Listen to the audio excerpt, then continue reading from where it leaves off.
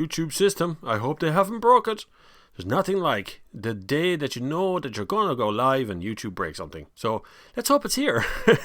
hey, we're live. And it is actually 2 p.m. I'm on time today instead of being early. You know I'm never late. That's the most important part of this. I cannot, it's not in my being. No one ever has to wait for me. No one. If I had to be in work at 9 o'clock, I'll leave at 7. I will be there at 9:15. I will not be there at 9 o'clock. If I was there at 9 o'clock, I'd have a brain hemorrhage. I just can't cope with being late. But yet, if someone wants to be late when they're meeting me, I'll stand there for 2 hours and don't care. I'll just wait. It's fine by me. Once I'm not the one that's late, that's all that matters. Some people take advantage of that. Shane Houston was the first one to comment so far from Donegal, way up there in the north. Hope things are going well during your lockdown. Sorry for your troubles and all that sort of stuff. My condolences to coronavirus. I'm sure it's not going to last very long up there in wee old Donegal. We were locked down here in Laois for a little bit as well, for no apparent reason. Just felt like locking Laois down along with Kildare, just for the hell of it. Some rising going on, but then I found out it was okay, and we're all back normal again. It was an interesting little bit, that lockdown. Actually, nothing really happened. Johnny Dubb is in the house. He says, "Who's in the house?" William Bellingham. Hi Bob and all, hope you're doing well and your weekend was great. It's brilliant. I'm just watching the crows go by the window at 6,000 miles an hour like Formula 1 with the wind. Some wind out there today.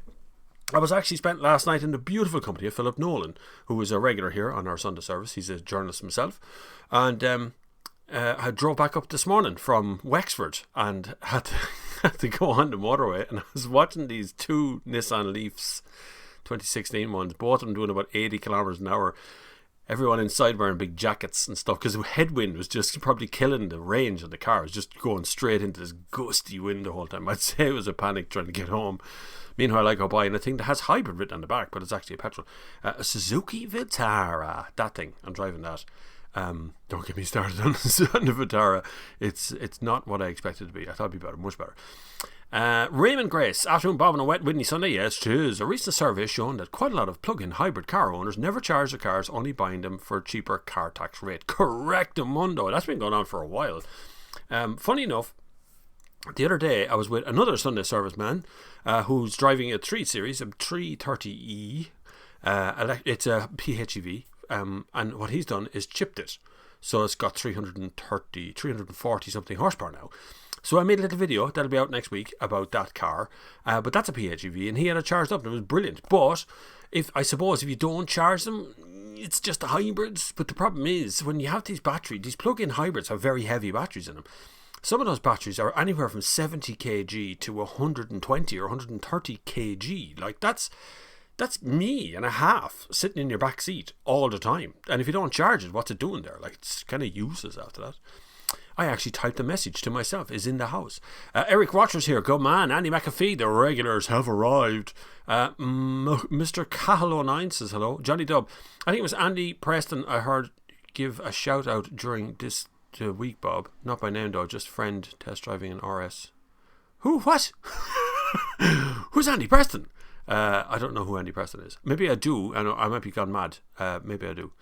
Mark Arundel, afternoon Bob and everyone from wet windy Cork. I was down in Cork last weekend on Saturday and Sunday. Stayed over in I can't remember what the name of the hotel was. It's terrible, isn't it? I paid for it, so I don't know. I don't deserve them a shout out or anything. It was a great experience. I have to say, Cork is fabulous. Absolutely, I strongly advise you get on to Cork if you get the chance. Cork City is a lovely, wondrous place to manoeuvre around with a wealth of people and voices and accents and music and stuff, and it's much friendlier and nicer than Dublin City Centre.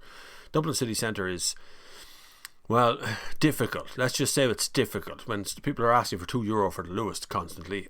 You don't get that down in Cork. There's a better standard of drug addicts in the street. It just feels that way when you're walking around, but it's a lovely city. The social distancing thing is a problem. Obviously you're queuing up for pennies and you're queuing up for, I hate queuing anyway. Long before this ever took place, I hated queuing. Now I am so over a queue now. Flavonite Disciple has landed as well, which is good of you. Brutal day. It's a brutal day. That's a good way to put it. Actually, it is a brutal day. That wind is incredible, and the surface water. Why I was saying in my title of this, the surface water on the N7. Who designed that road? Not just that one. The M11 on the way up to Dublin, it's not dispersing the water out properly at all. It's particularly on the N7 where the new 3-lane section meets the old 2-lane section. Just there, the camber of the road goes weird and the water sits on the surface. It's really poor, really poor. John Carney's here as well. Good afternoon, Bob. Looking forward to Sunday service. This is all before 2 o'clock. Hey up, Bob. Hey up, says Elland. To all the Flavonites far and wide, and yes, you people on TikTok as well who've come along. If you're not on TikTok, I am on TikTok. I've been on it for about 3 weeks, and now I'll be passing 50,000 subscribers by probably the middle of next week, maybe actually Monday or Tuesday or something this week. It seems nobody was paying attention to TikTok from the motoring fraternity, and there's a ton of them there, tons, and they're fabulous, lovely people. The vast majority are very friendly. Some of them are not so friendly. They're blocked already though. Adrian Nelson, good afternoon everybody from typically autumnal Melton Mowbray. I just followed you on TikTok. Did I just follow you on Twitter a minute ago? Just wondering, did I? I think I did. Somebody mentioned Melton Mowbray on Twitter. If I don't follow you on Twitter and you actually want me to follow you on Twitter, you need to tweet me. That's the only people I actually follow are people who are interactive with me, right? So loads of people follow to just see what I'm doing, so that they're not tweeting anything. But if you interact, you will probably get followed back. Probably, I'm not saying I'm just not interested sometimes. Sean Twin Cam Man. Now there's a username. Well, show us your twin cam, Sean. That sounds rude, but we're going to see one. Haven't seen a good twin cam in a long time. Peter Cupid. Peter, are you cards here as well? Alan Burke. Adrian Nelson. Do I have 23 minutes to watch Bjorn's video about the ID3 Plus? Not right now, you don't. You stay with me for 2 hours. You may watch it later on. I like Bjorn's videos sometimes. Sometimes, though, it's borderline nearly obsession or something. I can't quite work it out. I know what he's after a different angle on the EV experience, doing the 1,000 kilometers up and down the same stretch of motorway. But it's not really real. You know what I mean? Because when I drive a car, or anyone drives a car, really, you kind of do a stop-starty effect. You know, you get up, you drive around your house or area, estate, and then out onto the main road, and it's stopping and starting and stopping, and then you go out the motorway, then you might get off the motorway. I've gotten more range from some electric cars than they promised, and I've gotten a hell of a lot less from other ones than they promised. And I don't know, it's a good idea, I suppose, to do this exact same journey that he's doing on Bjorn thing, but it seems very obsessive sometimes. That's okay. It's trying to be obsessed. Just depends on what you like. So I don't end up watching. Sometimes I skip through a lot of the stuff because a lot of the information is stuff I already know. Anyway, Adrian Mullally, hello everyone. Ocean Froggy is here. Hey, we're the monkeys, says Andy McAfee. That's just true. We did that. In case you didn't know, it's just behind me. Just so everybody has seen one before, I actually got a tape. Hugh Lewis in the news, sports. Has anyone ever seen an actual tape before? I found a pile of tapes inside because I now have a tape player, but it needs a few bits fixed on it to make it work properly. But I got tapes and things to do it, and we're gonna do. I'm gonna make music, and that's what I'm doing. Trevor Power, Bob is the man. Thanks, Trevor. Is the real Top Gear with Hammond coming back? You mean the Grand Tour? Or was it called Seaman? Is the new one? Yeah, they're meant to be putting on another episode of that. Before lockdown, they tweeted that they couldn't put out an episode because they couldn't edit it because of COVID-19 and social distancing, which I thought was complete bull, because like that's the best time to edit it, but they did nothing. They just sat back and did nothing. There is supposed to be an episode out on Amazon Prime of the new Seaman one, and Top Gear is back tonight. I'm afraid I'm about as excited about Top Gear coming back now as I would be about putting a new table in here. I don't get. It's nearly. It doesn't make a lot of sense anymore because it's not really reviewing anything, you know, and it's not really adding to the conversation of motoring stuff. It's just a comedy show kind of focused with the idea of cars. Top tip, I am meeting a production company next week about actually making a car type show in Ireland. So stay tuned. This is further along than I've ever had a conversation with anyone before. I've had lots of conversations over the years with everybody about stuff. None of them have resulted in a TV show, because I usually just turn up and go, yeah, okay, let's do this. They go, well, we're not paying anybody. You go, forget about it. I'm not going to put my time into a TV show and not get paid for it. Hayden is here. No, DS is here first. No, he does. Hayden, is here. Hi Hayden, hi Bob, how are you this week? I'm fine. Hunter A from Inverness, thank you very much Hunter A for joining us. Lovely place in Scotland. I think I passed through Inverness once upon a time. I definitely drove up that direction. I think I did. It's up very north. Alex Jebson. Hey Bob, how are you doing, man? I'm okay, thank you. Mick Mulcahy is here. Thanks, Mick. Good man. S. Kerr has joined. Good afternoon from Edinburgh. Lots of Scottish. You're two Scottish. You two know each other. Like you did not send letters or something. You should get together there and talk about things in Scotland, because you know we count the Scottish people as kind of part of our Celtic area. So you know you're one of us and we're one of ye, and that's kind of the way we work it out. My God, Big Mace MD from Fife is here as well. What's going on in Scotland? This is great. Ocean Froggy points out, yeah, hearse driving Leafs on motorway. I do it. I see it all the time. It's so funny. The Leaf has kind of nearly ruined electric cars for people, you know, because they buy them and the experience of owning them is terrible, and so they don't want to go into another electric car. It nearly did more harm. Like some of the newer stuff is deadly. You'd often see one of the Hyundais or a Kia or something go zinging by you because they got a much longer range, so they don't care about minding their electricity. But you see the Nissan Leafs and you always see one stuck behind a truck and they're like freezing inside it and there's no headlights on or nothing. It's so funny. Funny Ferrari, does a Vitara feel cheap? Yeah, it does. Yeah, what are you driving this week? Yeah, the Vitara feels beyond cheap. I would fail to see why you would buy that over a Dacia Duster. I can't understand. It's technically probably under the surface. The hybrid end of it is probably very efficient. It's got a 6-speed box. It's quite smooth, but the seats are desperately uncomfortable. And the user interface on the Suzuki user interface is just something from the 80s. Like there's nothing. The ones in the Dacia Duster, the Dacia interface is way better than the one that's in Suzuki. It's like getting back into the 90s. You get inside and you go, why? Where's the windy windows? You might as well have them while we're in here. The tape deck, sure. Let's have it.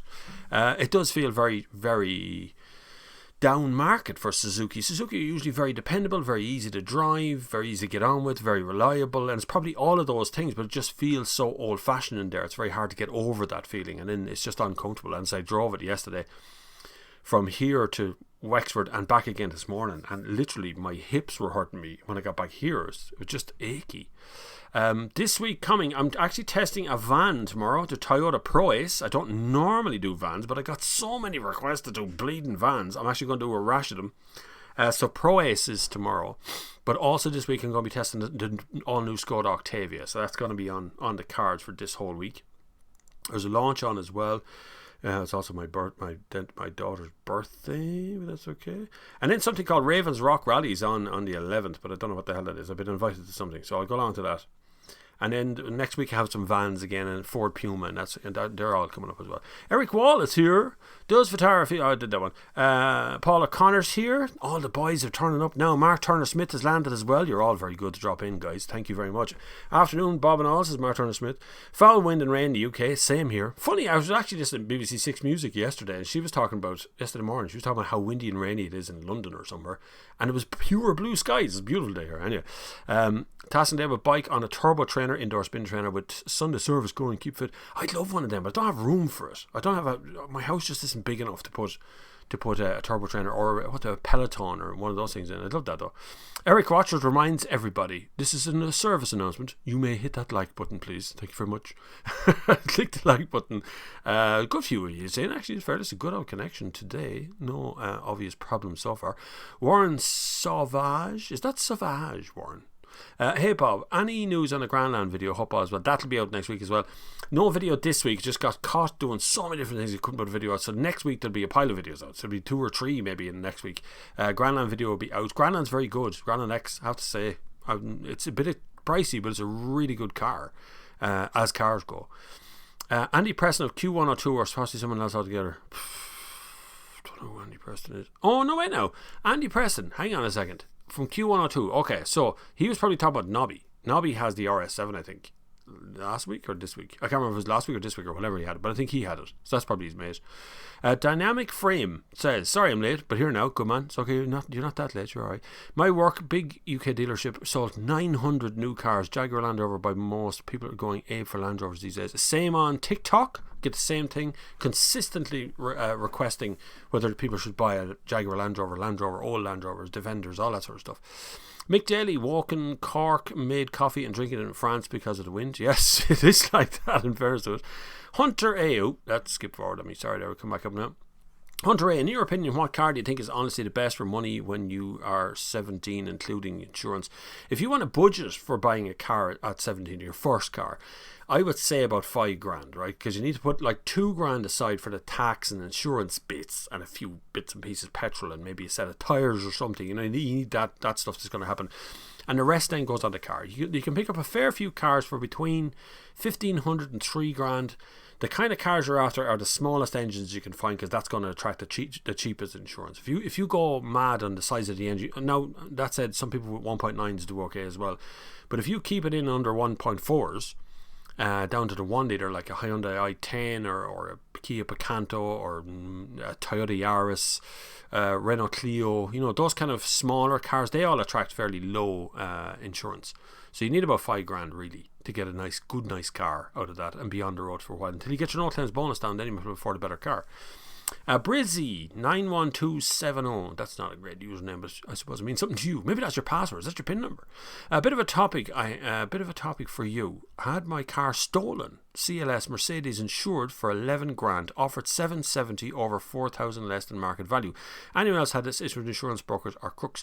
Well, you see, the thing is, you can tell them that the car is worth millions. They will only pay what the little book says it's worth. So open market pricing is actually available. There is books that dealerships have as well, little books. I'm not sure they exist now. I'd say it's probably all online these days, but they used to have little books. Motor trade publishers put them out. I actually used to have one here somewhere from years back, a small book that tells you the open market price or something. So if you say the car is worth $11,000 and they go, yeah, that's fine, and they put it down, when it comes to the crunch, they will pay you what the car is worth in their eyes. So generally speaking, when I'm getting insurance with a company and they ask me what the value of the car is, I give them the details and go, you value it. So they just tell you over the phone. It's their job to value the car. They're not going to pay out what I told them it's worth. You can say what you want, what you think it's worth, but you're better off asking them in the first place. But it is a pain. Isn't there a thing called gap insurance that you can do between the two or something, where the value of the car worth doesn't work out for I forget, something like that. Brian O'Donnell, hi Bob and gang, hope all is safe as well, good man. Paul O'Connor, is the French wind getting stronger? Is it French wind? I don't know what it was. I suppose better than Chinese wind, isn't it? Better than Indian wind. Zdenko, hello from Finglas. We had them all over the place, not only up in Scotland, but Cork, Finglas, Donegal, you're all here, it's brilliant. Wait, Andy Preston was talking about Nobby, not you, Bob. Maybe. See, I told you, Johnny, I don't have an hour. RS7's long gone back. I miss it still, though. That 4-litre V8. You know what sound I miss as well is the Mustang. I still think about Mustang sound. Such a brilliant noise of a car. Shame I don't have more of them. Renal, that's not a great username either. Is that your name? Hi Bob, you mentioned occasionally that there is good value in saloons presently. What would you like in a 35 to 40k bracket? Thanks, Cormac. Oh, Cormac, right, okay. So your name's not Renal then. There is good value. When I say good value, I don't mean that you're getting them cheaper. What I mean is they tend to give you more stuff in a saloon than they do in the small SUVs. Those small SUVs, if you take like an Audi Q2, right, or something in that kind of size, those smaller ones are actually just little hatchbacks that they've lifted up into the air and put a new shell on to make it look like an SUV. It's not an SUV. They don't even have that much more ground clearance than a normal SUV, than a normal saloon car. So saloon cars and estate cars have not fallen off a cliff, but they've reduced the amount that are being sold out there, and they're actually far better fuel economy from those kind of cars. They're slippier in the wind, and they have better range of engines. They're bigger, but they tend to have more stuff in them. So you tend to get active cruise control, you tend to get LED lights and all that kind of stuff to be options on those small SUV. You'll get them as standard in other cars. So in your range, stay tuned, because next week I'm going to be driving the Octavia, which I think is going to be a very good car. But I also look at what Seat are doing. Now, they don't have a saloon, but the Leon at the moment is really good value. I just think it's really good value. It's just I've had two of them now. I've had two FRs, one diesel and one petrol FR, and the diesel one was really super car. That's the one I drove down to Cork and back on the same tank of fuel, by the way. Joe Lyons, hey B, yo Joe. Smithy, hey Bob, what weather outside is bloody sketchy on the M50 going towards Bray? Stay safe. Yeah, that's what I was this morning as well. I was flying up along the M50, reached the M50, everybody slowed down to 100 kilometers an hour.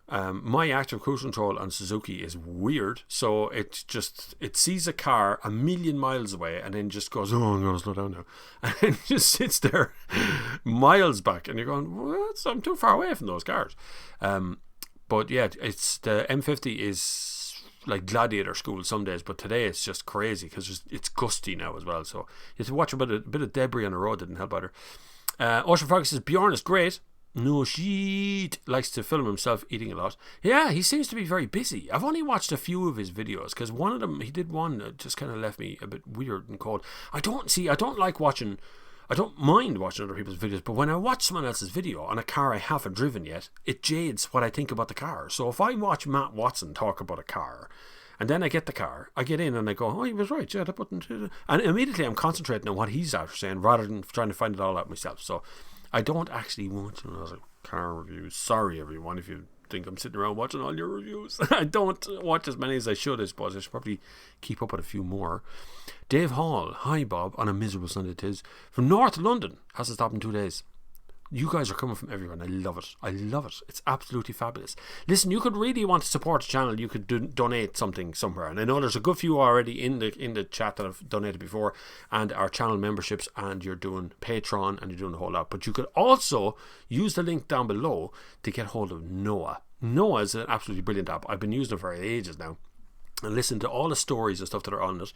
It's 120 quid a year to get the stories read out to you, and it is read out to you by a professional reader. It's just a lovely experience. It's like listening, I suppose, like a little bit listening to the news, but a kind of digested version. And they use people like the Wall Street Post and even the Irish Independent, the Irish Times. They come from all kinds of sources, so it's very, very good, and it supports the channel. They support us in a big way. They've been looking after this channel since the last few weeks now. So if you want to get Noah, what I negotiated with them was a 50% discount. So down below there's a link that will take you over to Noah page. You can sign up there for 60 quid for the entire 12 months, normally 120, but you can use the code Flavin as well if you don't want to use the link down below. That supports the channel. I get a cut out of that. Costs you nothing more. You're getting a 50% discount, but I actually get a cut out of that. So you're supporting the channel twice, not just once, twice. So hit it if you can, please. It'd be really good. Or you can use any of the links down below to help support the channel, or follow me on various things. So thank you very much for following here, but you can follow me anywhere you want. And definitely, if you can support Noah, it's really good. And you're supporting journalism as well, which I very much approve of. Ocean Froggy says, got it wrong. Cheers. The Reardons about to start. The Reardons?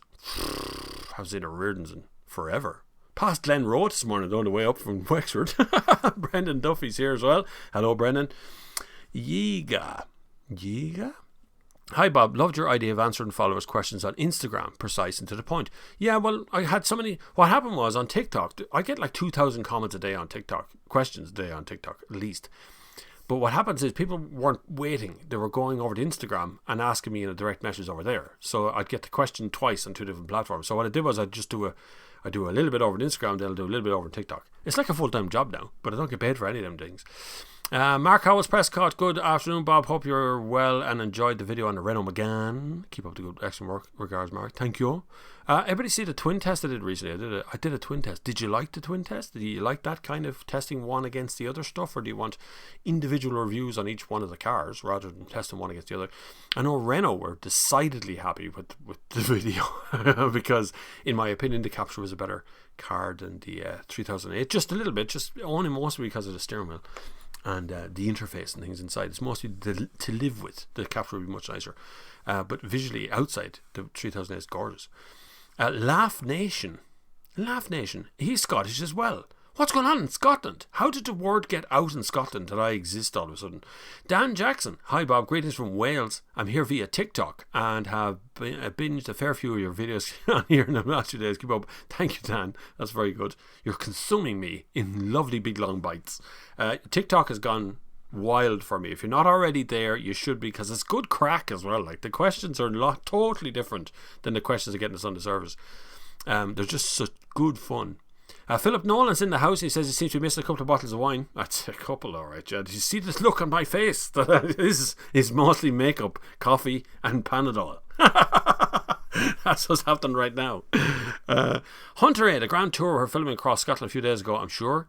Yeah, they're supposed to be bringing out a good run of 10, I think, but they're not doing No studio stuff. So it'll be like if you've watched the Seaman one, which I thought was actually kind of funny and a return to form for those guys.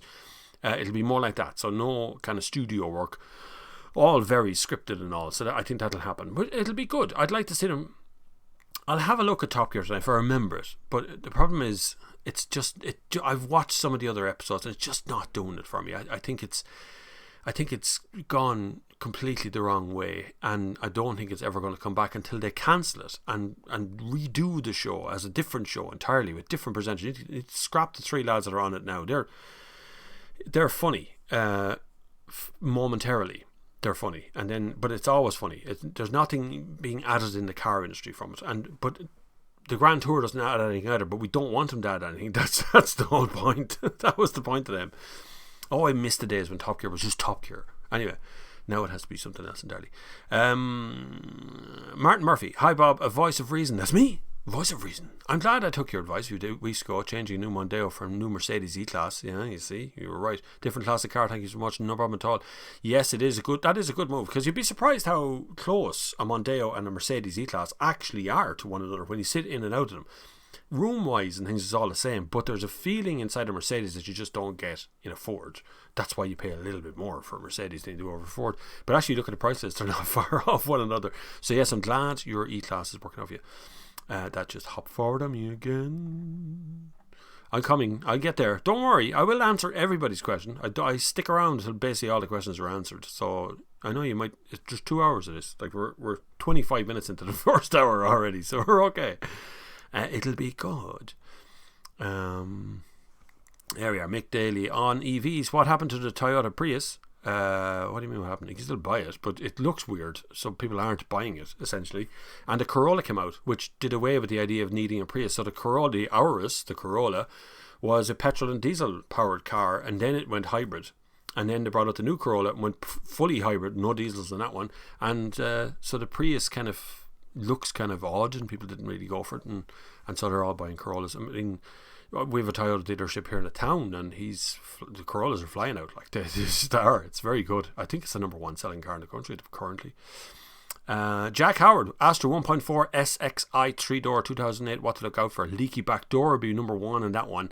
The tailgate leaks. It perishes on the inside. You have to change all the rubbers. It's not a big job, not a huge job, but it's an afternoon, spent putting the rubber thing back on. You can get them online, by the way. You don't have to go to Toyota or to Opel for those rubber seals around the outside of your windows. After that, they're pretty reliable after that. The 1.4 is okay. They tend to burn oil over 100,000 kilometres, but only a little bit. It's pretty normal for them to do that. A 3-door can be hard to shift on though, Jack. So if you're into that point, lots of people don't want a 3-door. It's hard to shift the 3-door. Ask any salesman in the car industry. Would you want to see a 3 or a 5-door come out of it? It's 5-door because you can sell them to families, but 3-doors don't sell to people when they have kids, so they don't tend to do it. But other than that, it's a pretty good, reliable car. They're a little bit boring, but if that's what you're after, that's it. If it's cheap at 2008, that's what you want. Jim Smith, hi Bob from wet Glasgow. It's a Scotland thing. I'm going to become William Wallace and go to Scotland. And that's that. And that's where I'm going right now, up there, Scotland, because there's loads of fans. We have to go to Scotland. I have to get out of this country eventually. I really do. I am so over coronavirus at this stage. I really am getting more and more aggrieved at the little things you can't do anymore. We were discussing it last night as well about airports and things, how we used to pass through airports. Like, I've flown hundreds of flights, but you pass through airports and you're jostled in and out, and you're kind of getting on the plane. Now there's like 10 people on a plane, 3 people in the whole airport. Like, it's just, I so want to go to an empty airport. I remember the days of landing into the one in the UK. Ryanair landed the whole time when it just opened, and we walked through the entire airport in the UK, and there wasn't a sinner in it. I'd love to go back to those days. Hi Bob, looking forward to the Mustang Mach-E. A stupid name, isn't it though? Really. Do you think it'll do well here? I don't know. If it was a Ford Focus electric, you'd go, that's a good idea. But Mustang, how many Mustangs do they shift? Like the 5-litre V8 or the 2.2-litre EcoBoost? How many did they sell? And then you put the name Mustang on an electric car, you think you're going to sell them again. I'm not sure people understand what that means. And Mach-E is like, do you know what a Mustang Mach is to begin with in the first place? So it's like this weird idea that they had, and then they made it into an SUV or something.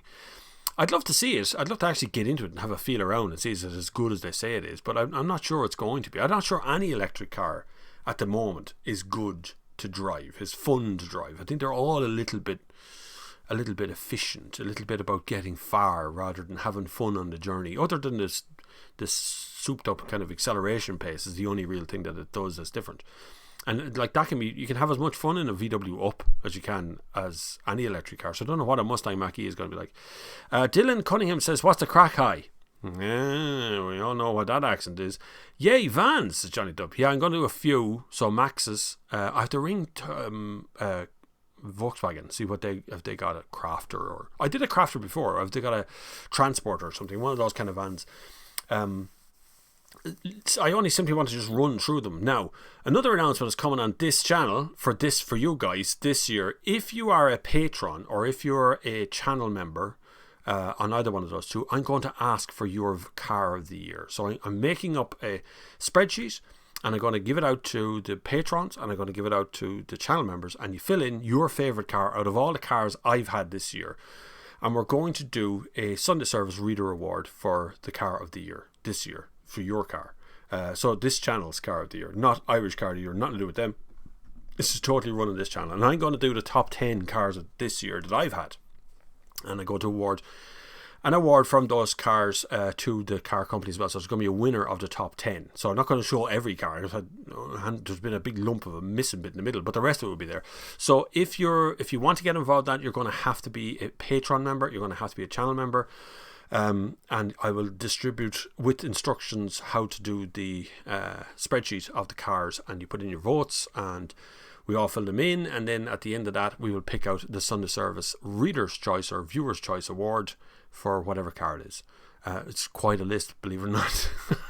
And it will be including vans and that as well. So I'm doing vans as well. So we're going to do some vans, we're going to do some cars and have our own little award here. It was requested of me a million times over the last few years to do some sort of top 10 cars of the year every year. So I'm going to start doing it now from late November. Just coming into December, I'm going to do a top 10 car of the year every single year. A single video that announces each one of the cars that we've seen so far and why I think they're in the top 10 and which one wins. But one of those cars is coming from you guys. So Patreon link down below, and channel membership is right here on YouTube, so you can do that, either one of them. And when you do it on YouTube here, your name goes green, by the way, and you get a great big gold coin behind your name when you type something. So I see you straight up like Brian O'Donnell there. When for a drive in a Skoda Kamiq with a 1.5 petrol engine, his friend looking to buy was impressed. Yeah, it is actually good. It's not bad, Brian. Yeah, I like the Kamiq. It had that 1.5 had kangarooing problems, but they seem to have solved all that now. In DSG, it seemed to go across the road. It was funny when it did it, but not for a home user, to be honest with you. Someone with no username, just a black coin, says disappointing. The Pro S is literally just a Citroen, but that's the way they're all going. Like BMW buy some of their engines from Toyota, and their gearbox is a given to Toyota for some of their cars, and Mercedes have hooked up with Renault and they're using their diesel engines, and they're all at it. They're all trying to cut ways of supplying their brand name to an end user, while at the same time not have to invest billions to develop their own car. So that's what happened as well. Mercedes X-Class was a Nissan Navara, and they cancelled it because it just wasn't working, and Nissan Navara was about as reliable as, well, definitely wasn't going to be reliable as a clock, I can tell you. So there's a lot of problems with this and Navara. So massive problems with the X-Class as well. So they're taking it off sale as far as I can see. Warren Savage will do. All right, Warren Savage. Right. Most people can't pronounce it. I was going to say Savage, is what it looks like to me. Even though my ancestors are here 150 years from Guernsey. I look forward to seeing the grandma video. Peter Ukart says, hi Bob, had an Opel X Crossland Auto for a week. Was surprisingly good. Have you tried one yet? I didn't have I had the Grandland X, not the Crossland X. No. Grandland X is really nice. I thought it was really good. Danny Farrell, thoughts on Toyota Yaris? Which one, Danny? Oh, there's so many of them. They're all good in their own little way. They're all good. The modern one, the current one, I've had that very recently, like 2 weeks ago, I think. And it's underpowered. It's got 5-speed box, and it just does not like motorways. Just not going up the motorway. So the little 5-speed just can't cope with that sort of speed. My God, there's so many of you here already. This is really good. Keep going though. Click the like button, share it if you can as well. Just get other people involved. It's lovely to have all the new faces coming in, and all the old faces who are here every single week, who are lovely guys. It's a safe space for men, I've heard it called. Seems most of the commenters seem to be men. It's men's safe space on a Sunday. So it's your little thing. Put your headphones in and enjoy this. Need a sip of coffee though. I'll keep going. I found these lozenges in Boots called Vocal Zone, and I thought I'd give them a try because my voice kills me after doing 2 hours straight in a Sunday service. But I actually found out afterwards that Tom Jones used them now, and he said that on Top Gear. Someone pointed out to me that in a clip on Top Gear when he was asked, sitting there, Clarkson asked him, does he protect his voice? And he goes, and he had his Vocal Zone in his mouth, but it's an English one. But they're lovely things. They really do work. Just don't, whatever you do not put a lozenge in your mouth or a menthol thing in your mouth and then put a mask on to go to a shop, because it makes you cry. That's what happens next. All it comes out and it just like burns your eyes. I can say that from experience, by the way. Christopher Short, Bob, what do you think of the 2020 Audi A4 Avant 35 TDI? 35 is the lower horsepower one. Yeah, they're okay. Yeah, I like A4. I always have. A4 to me was always actually a pretty good car because it has to compete in a weird segment, because there's a lot of sales rep action in that section. So they actually get a nice bit of stuff in it, and it drives okay. The front wheel drive one is a little bit more boring than the Quattro, but you know, if you want really good fuel economy, 2-litre TDI and a front wheel drive will go 1,200, 1,300 kilometers, no problem. So they're pretty good. And the XF7 I sound like what's the name of the old show, the comedy show that was on TV? Brilliant. Scorchio. Andy, FX7. Seen a silly accident earlier. People failed to drive to conditions. Rear ender, car front wrecked. That is the most common form of accident that happens on the road. Collision, not an accident. Accident implies that it was just out of mistake somewhere. Collision implies that someone was to blame. Yeah, that's the most common one, is rear end traffic stupid incident stuff of looking down at your phone. This stuff when you're driving along. You know when people driving along and they look down at their phone and then they don't brake at the right time and the rear end something. Or often happens at junctions and roundabouts as well. You're carrying on driving and you're looking to your right and then you look forward, the car in front of you is stopped. And that can happen too, very easy. But yeah, you gotta behave as the conditions dictate. It doesn't matter what the speed sign says or any of that, none of that. You drive as the conditions dictate, so you drive that way. Ken Livingston, loved your videos, Bob. Thanks, Ken. Oh, you're brilliant. First time into a vodcast, brilliant. Taking delivery of 2016 BMW 640D. Oh, you lucky duck. Had one for 3 years already. Kind of excited. Brilliant car. 640D, 640 Grand Coupe are both fabulous. York. Still, you know what? Saw one the other day in traffic and it still cuts the mustard. You know that? It really has aged well. A lot of BMWs, or a lot of cars in general, don't tend to age. So you look at them first and go, wow, that's fantastic. But in 4 or 5 years' time, you look at them again and go, it's kind of boring, really. The 5 Series hasn't aged well, I don't think. I think it's a little bit too staid, a little bit too boring. It's a great car, but it just hasn't aged very well in the looks department. But the 640D, yep, still looks really, really sharp. Honest truth, hi Bob, Neil from sunny North Yorkshire checking in. Yorkshire, we have you from all over the world here, lads. This is deadly. The UK and Ireland are on point. I mean, now it's to throw in a few Americans, maybe a couple of Australians, and we're laughing. What's your views on Chevrolet as a brand? Tempted by one of their SUVs, namely Captiva, or am I mad? Just even great value on used. They're good value because essentially they don't exist anymore in the way they used to. It's been messed around with so often. Chevrolet as a brand in the UK and Ireland, of course, they end up being really good value. The problem you might have is parts. That would be the only thing that you're going to run into. And particularly body parts, because a lot of those cars now don't have body parts being made for them. And so if something actually happens to your car, it ends up writing it off because you can't get a bumper or something for it, you know. But if it's good value, no problem with them. They're very, very good. They're nice cars to drive. They're okay. They did well. They just didn't support their dealer network properly. And that was really what happened to Chevrolet as a brand. And in Ireland here, they just didn't have an importer doing a good enough job with them. And it's very hard to establish a new brand in Ireland. Very, very hard. Look at Dacia. It's established now, but a few years ago everyone was laughing at it. They had to do it in a way that they couldn't make Dacia only dealerships. They had to put them into Renault dealerships. So even though it's Renault, where, you know, we all know what a Renault is, people are looking at Dacia going, what's a Dacia? You know, so it's very hard to establish a new brand. And SsangYong is that the same thing. They've been coming in for years here, and they're making headway, but we're still in like double digits of sales. Like, it's not a lot of cars. Even though we do actually have a SsangYong dealer here somewhere in the town. I've seen a new one recently from a distance. wouldn't be my cup of tea now, I have to say. The looks of them, like. Robert Doyle, hi Bob and gang, hope all as well. Picture is crystal clear, good. Like watching TV in a broadcast. It was 2008 1.6 Suzuki SX4 during the week. It's dangerously slow, not to 60 with 15 seconds. Yeah.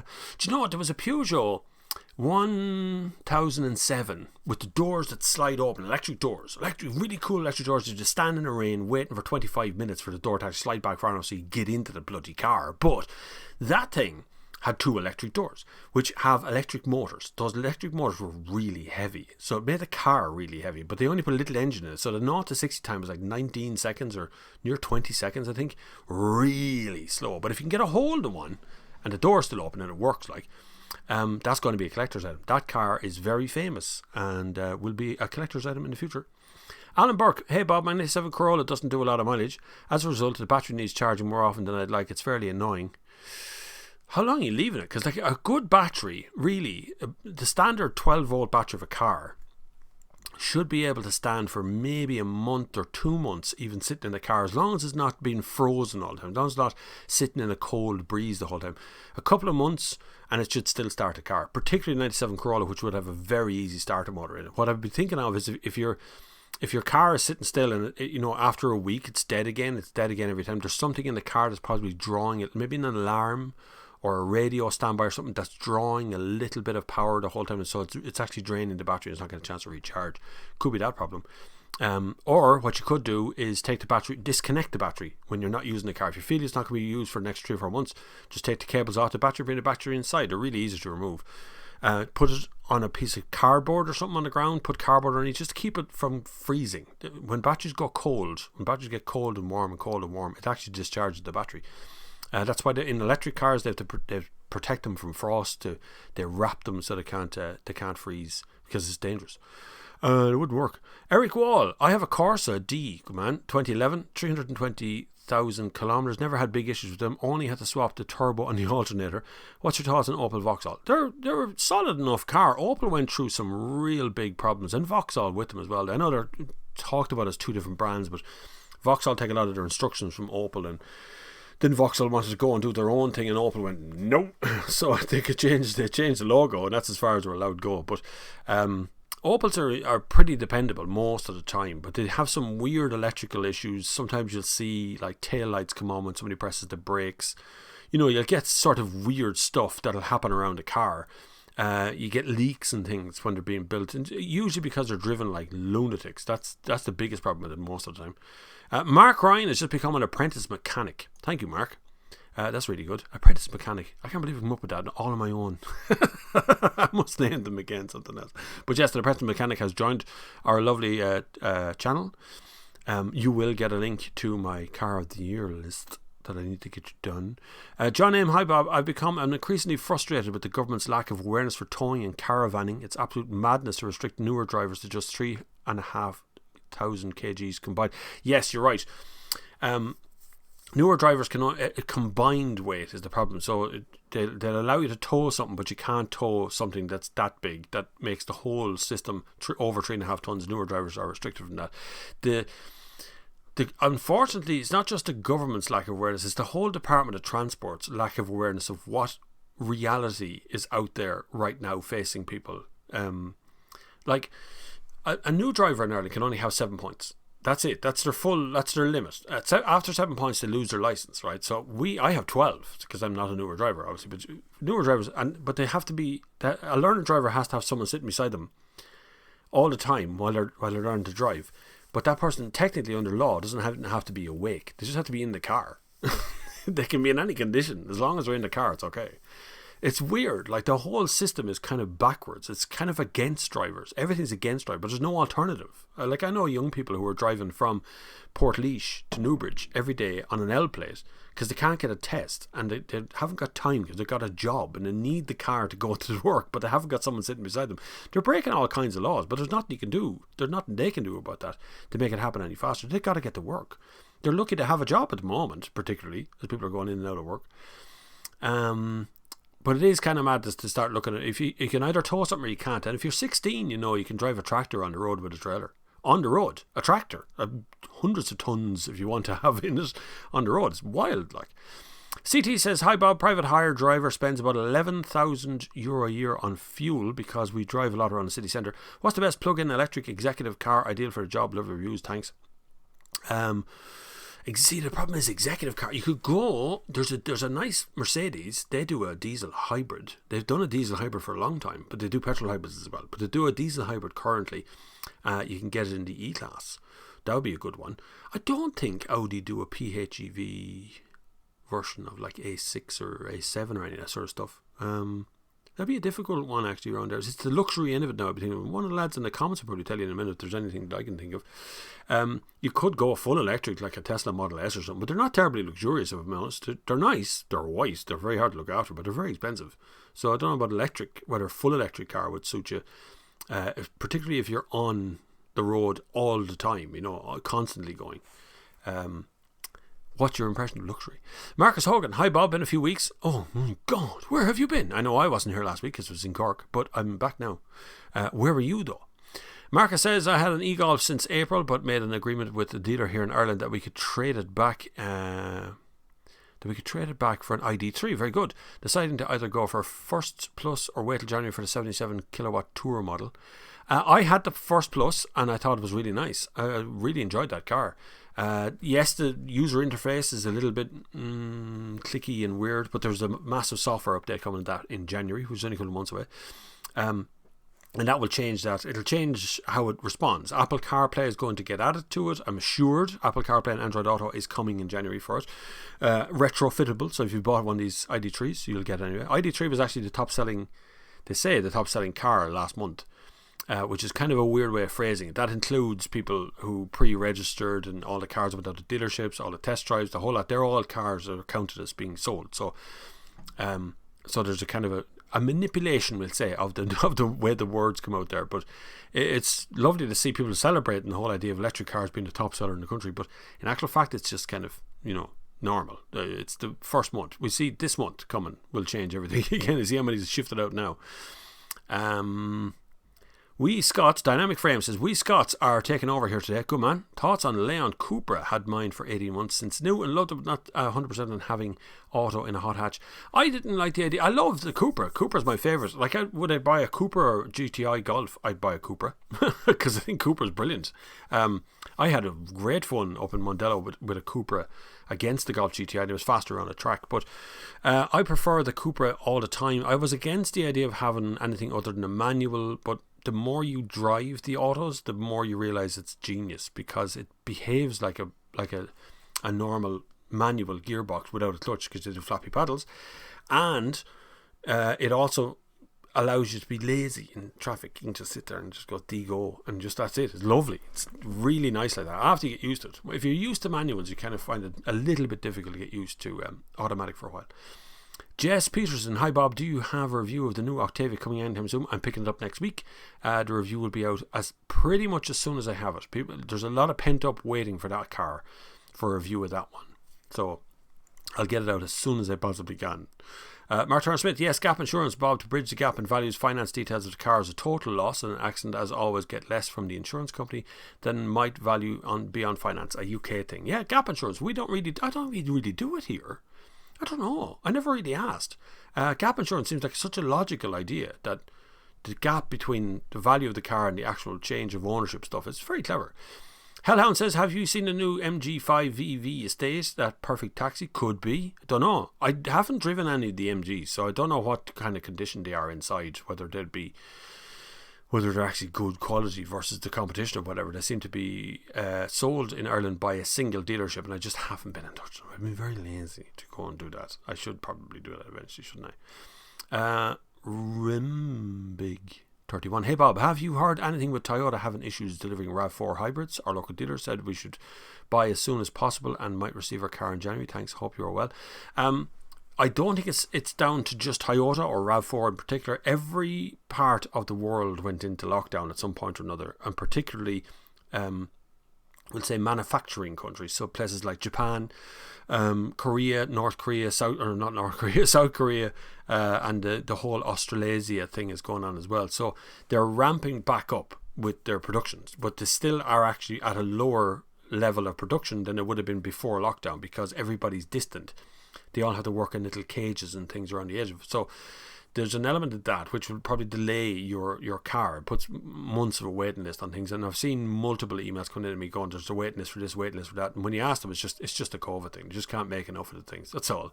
So it is coming to that. Your car, having it in January is not that bad, if I'm honest. Getting it that fast is actually okay. A lot of other people are waiting until the middle of next year to get them. Wow, lots of symbols from Lukey Boy. Thanks for your van door advice yesterday on TikTok. No problem at all. I hope your van door worked out. I seen another comment there today explaining where the switch is on that door, because I didn't know where the switch was. That was someone yesterday on TikTok who asked me, because when they started the van, there was a ding going to say a door was open on the back of the van, and we had to figure out where it was. Mr. Call09, well, Bob, hope all is well. Chance you'll be out testing the new Tiguan R soon. Did I not have the Tiguan? No, I think I had the smaller one. I know I had an Or before lockdown. I forget where that is though. John Cross, how's the form now, Bob? Alright, grand, Bob. No bother at all, John. Peter says, twin test was first class, more please. That was down to me.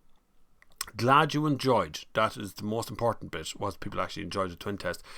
See, we couldn't do a socially distant twin test properly. Myself and Nobby did a twin test, and we're looking at planning to do another one. If you like that, myself and Nobby doing twin test stuff, let me know, because we were trying to figure out how to do another one, and Sinead McCann is not back to work yet, so I don't think that's going to happen. Eric Rochford, like the twin test, should do a few if you can. Probably not the easy to arrange, I imagine. It is kind of difficult because you have to get the two cars in the same week at the same time, so I have to stop someone else getting the car, and the way I filmed that is kind of clever actually. So what I did was I had the capture and I got the Peugeot, and then I came with the Peugeot and did the filming, and then I disappeared with the Peugeot and came back up and got the capture and drove that home. So I didn't actually restrict anybody. It was filmed on the day that I was dropping back to Peugeot anyway. So nobody missed out. But it's hard to arrange two similar type of cars together at the same time. But I'll figure out how to do more of them later on in the year. Andy Burnett, hi Bob, love your channel, thank you. Want to buy a used BMW 530D or X5. I'm worried about reliability and whether the car will do high mileage. Any views on this? 530D would be happier with the high mileage. X5 is gorgeous, but look, the price of tyres in that yoke is just mad, because it's a big yoke and it eats tyres. All of them do. All those big SUVs, because they're so heavy, they sit down on the road and it just churns away on those tyres the whole time. The 530D will do the mileage for you. Reliability is as good as the history of a car. Like when you look at a car, how's it been treated before you bought it? You know what? It's that kind of stuff you're looking for, rather than the car itself, whether it's going to be reliable or not. It's impossible to tell if a particular car is going to be reliable. You can only tell if there's anything wrong with it. You know what I mean? So you buy the car based on its history. You buy the car on the service history. Is it good? Who owned it before you? Was it a sales rep type? Was it a family user? That's the kind of stuff that would stick more in my head than worrying too much about whether it's going to be reliable or not. BMW is about as reliable as everybody else, but repairs on a BMW tend to be a little bit pricier. Their parts are expensive.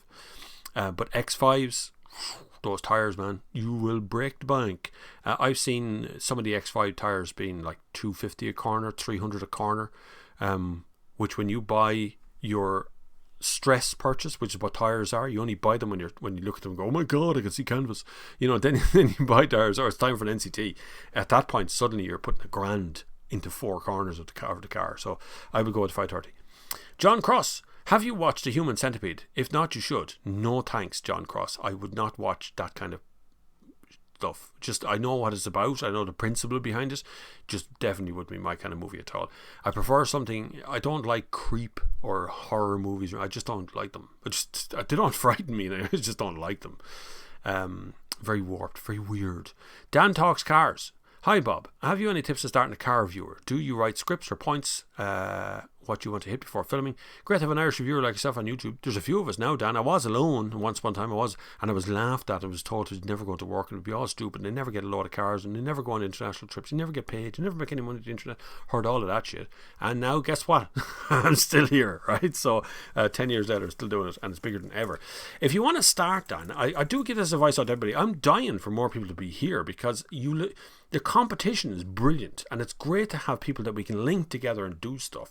And I'm the only one. Everybody points at me as if I'm the one that's supposed to ask everybody to come on my channel, but they don't promote me on their channel. So there's an element of that goes on a lot. But if you want to start right now, what I would do at this moment is I'd open a website, and I would build a brand. I would get that brand on the go. I would start using the press releases, register to get the press releases that are coming out that just I seem to be on everybody's list, so I get millions of them. Cover them as news, maybe look at some used cars, do some retro stuff, do something different. Everybody's doing the same thing. That's why I keep changing. That's why the content changes quite regularly here, because everybody does the same stuff after a while, and we all do basically the same cars. And don't ever do it for free cars. It never works out. Never. I've seen so many good journalists come and go because the cars just aren't exciting after a while. It's like, you're born to be a doctor. You go, wow, I'm going to save lives. And most of the time you're just cutting warts off people's hands. Like, it just kind of, why did I become a doctor? Like, it just doesn't make any sense. So it's the same for car reviewers. There comes a point where you kind of go, cars. Like I said last night, I spent time with Philip Noll last night. I don't think we spoke once about a car. I don't think it ever came up. Maybe in passing for a minute we talked about each other's press cars. That's it. And it was gone then. So most motoring journalists don't really talk much about cars when they're hanging around together. Most people think we do. We really don't. Unless the topic is, of course, comes to cars, or there's a question about cars, or someone asks a question about cars, or what car are you in, is always a great conversation for us. Not did you see the match? It's like, oh yeah, what car are you in? Eric Watch says, I don't mind the current Top Gear. I enjoy it for what it is, purely for entertainment these days, as long as you don't expect anything else.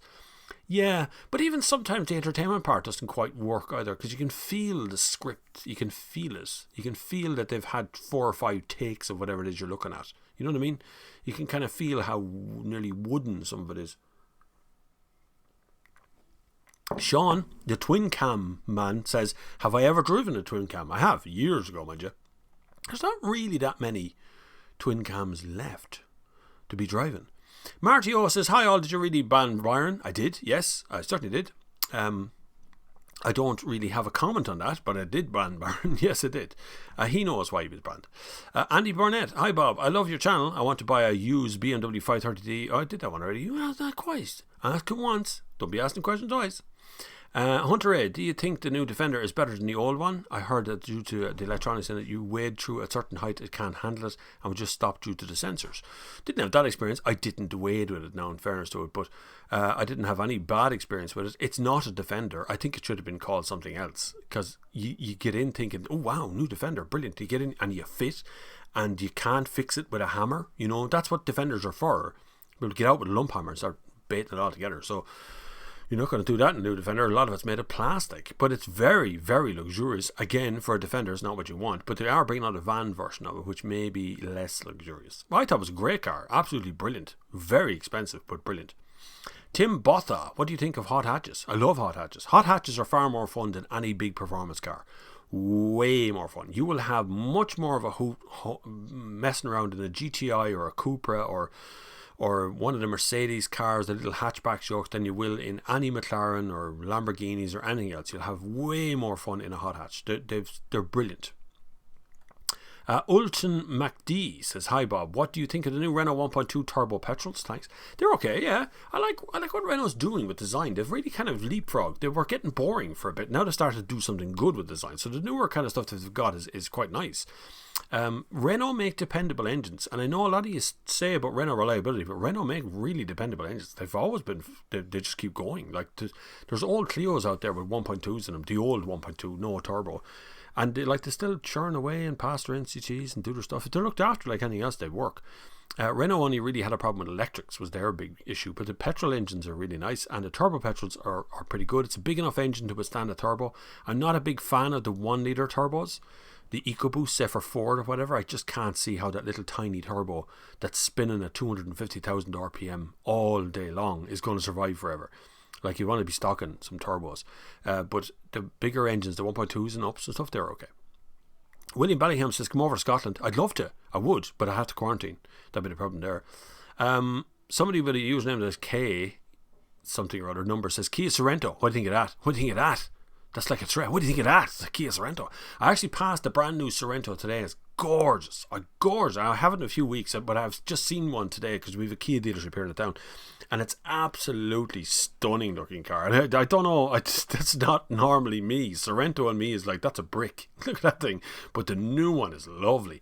Every bit the XC90 on the outside. Very pretty looking car. I'd be happy to drive that one, I have to say. Just look, I love the looks of cars. The way they're going at the moment is really starting to get a little bit more exciting on the outside. The race for electric thing will come along behind it. We get some nicely designed electric cars next. Minsk is here. Bob, have you heard of the Lucid Air electric sedan I have? And what do you think? Major publication tested, got real world of 490 mile range. Yeah, when they say real world, I'd love to actually test these things myself, because a lot of these guys, when they say real world, like what's his name? Bjorn, his real world yoke, but I don't know what way he's driving. Is he hypermiling? What's he doing with the thing? Like, there's always a way that you can make things go seemingly further. But yeah, Lucid Air sounds interesting, but again, it's the expense of these jokes. It's so expensive, and we always seem to be doing this thing with electric cars where I go, this electric car is crap because, and then someone goes, yeah, but next year they're going to fix that.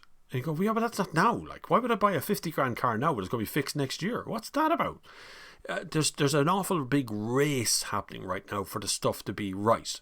So much of a race that Volkswagen announces an ID3 like 18 to 20 months ago, and we're only seeing the car on the road now, and it already needs an update. You know what I mean? Tesla's the same, constant updates. They tell me the car is new, I go out and test it, go, right, well, that's all the same. What changed? And they go, well, we can go further now. How did you do that? From a software update. So it's this weird idea that it's all in the future. It's all going to be better in the future somehow. That's what they kind of do. It's kind of weird that way. Tim Botta, what do you think of the Hyundai i20 2019? I like Hyundai cars. They're really actually pretty good. Now, they have a 5-year warranty, unlimited mileage as well, so 5 years is 5 years. Now, it might be stepped down. You have to look at the fine print of where the warranty actually ends and begins, but they say a 5-year warranty. i20s are fine, the i10 is a lovely little car, but I prefer the Kia Picanto. So there's a Kia version of every Hyundai. There's a Hyundai version of every Kia. They're basically the same. They are the same company. The factory in South Korea has Hyundai Kia written on it. John McGarvey says, hi Bob, keep up the good work. I will try my best. If I don't run out of steam and go asleep in a corner somewhere, we have roast beef for dinner on today, so I'm gonna get myself a good slab of that pies. Meat's very expensive these days, isn't it? I bought a 2005, sorry, this is John McGarvey. I bought a 2005 Audi TT 1.8 turbo, 150 brake horsepower convertible. Trying to get it VRT'd, but they're looking for €14,266. Bloody hell! For a TT! Why would you want to do it for a 2005 TT? Well, that's not good. You'd have to appeal it with the VRT. I mean, for God's sake, like 2005 TT is not...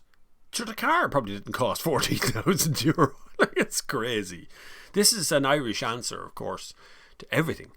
The problem I've always had with VRT is I want to cancel it. I want it gone. I don't want VRT. I think VRT is a great... I know the industry want VRT because it suits them, but for me, it's such an annoying thing that we just should compete with the UK prices instead of trying to find ways to tax it. And this is what the Irish government does. So if they can tax it, if they don't understand it, they'll just tax it. That's how they do things. They just tax stuff.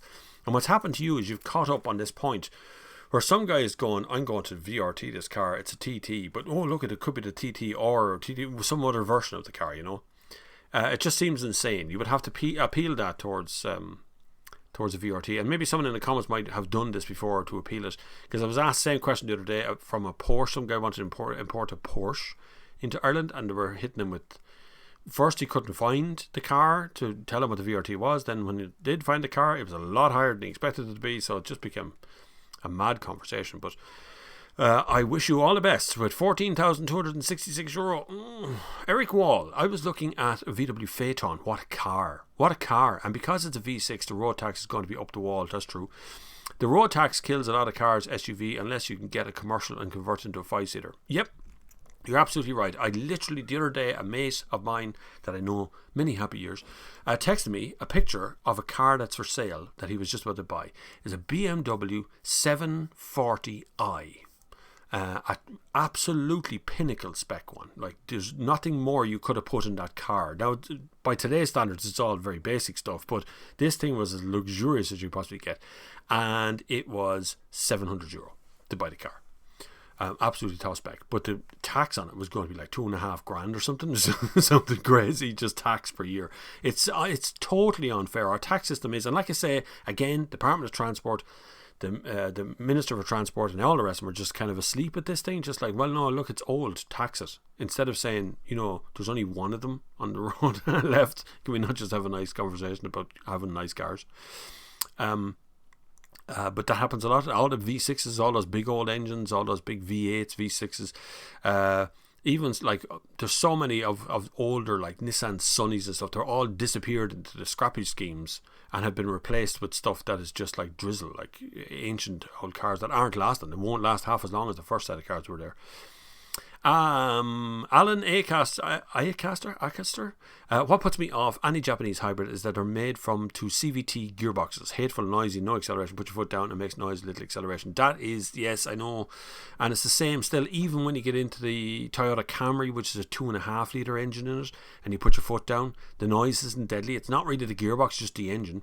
So CVT is constant variable transmission gearboxes, which means that the gearbox, it's not like a normal gearbox. It's able to change its speed of changing instantly. So the car can go up to like 5,000 RPM and just sit there. And it's changing gears, but the revs aren't dropping. So it sounds weird when you put your foot down. It's like only having one gear in a gearbox and it just stays on. But they are very smooth, and CVT is really light and very reliable, and that's why they're in Toyotas, because they really don't break that much. CT, from March 2021, Bristol will be the first city in the UK to ban all diesels in the city centre, even the new ones. What's your view on this? I'd love that.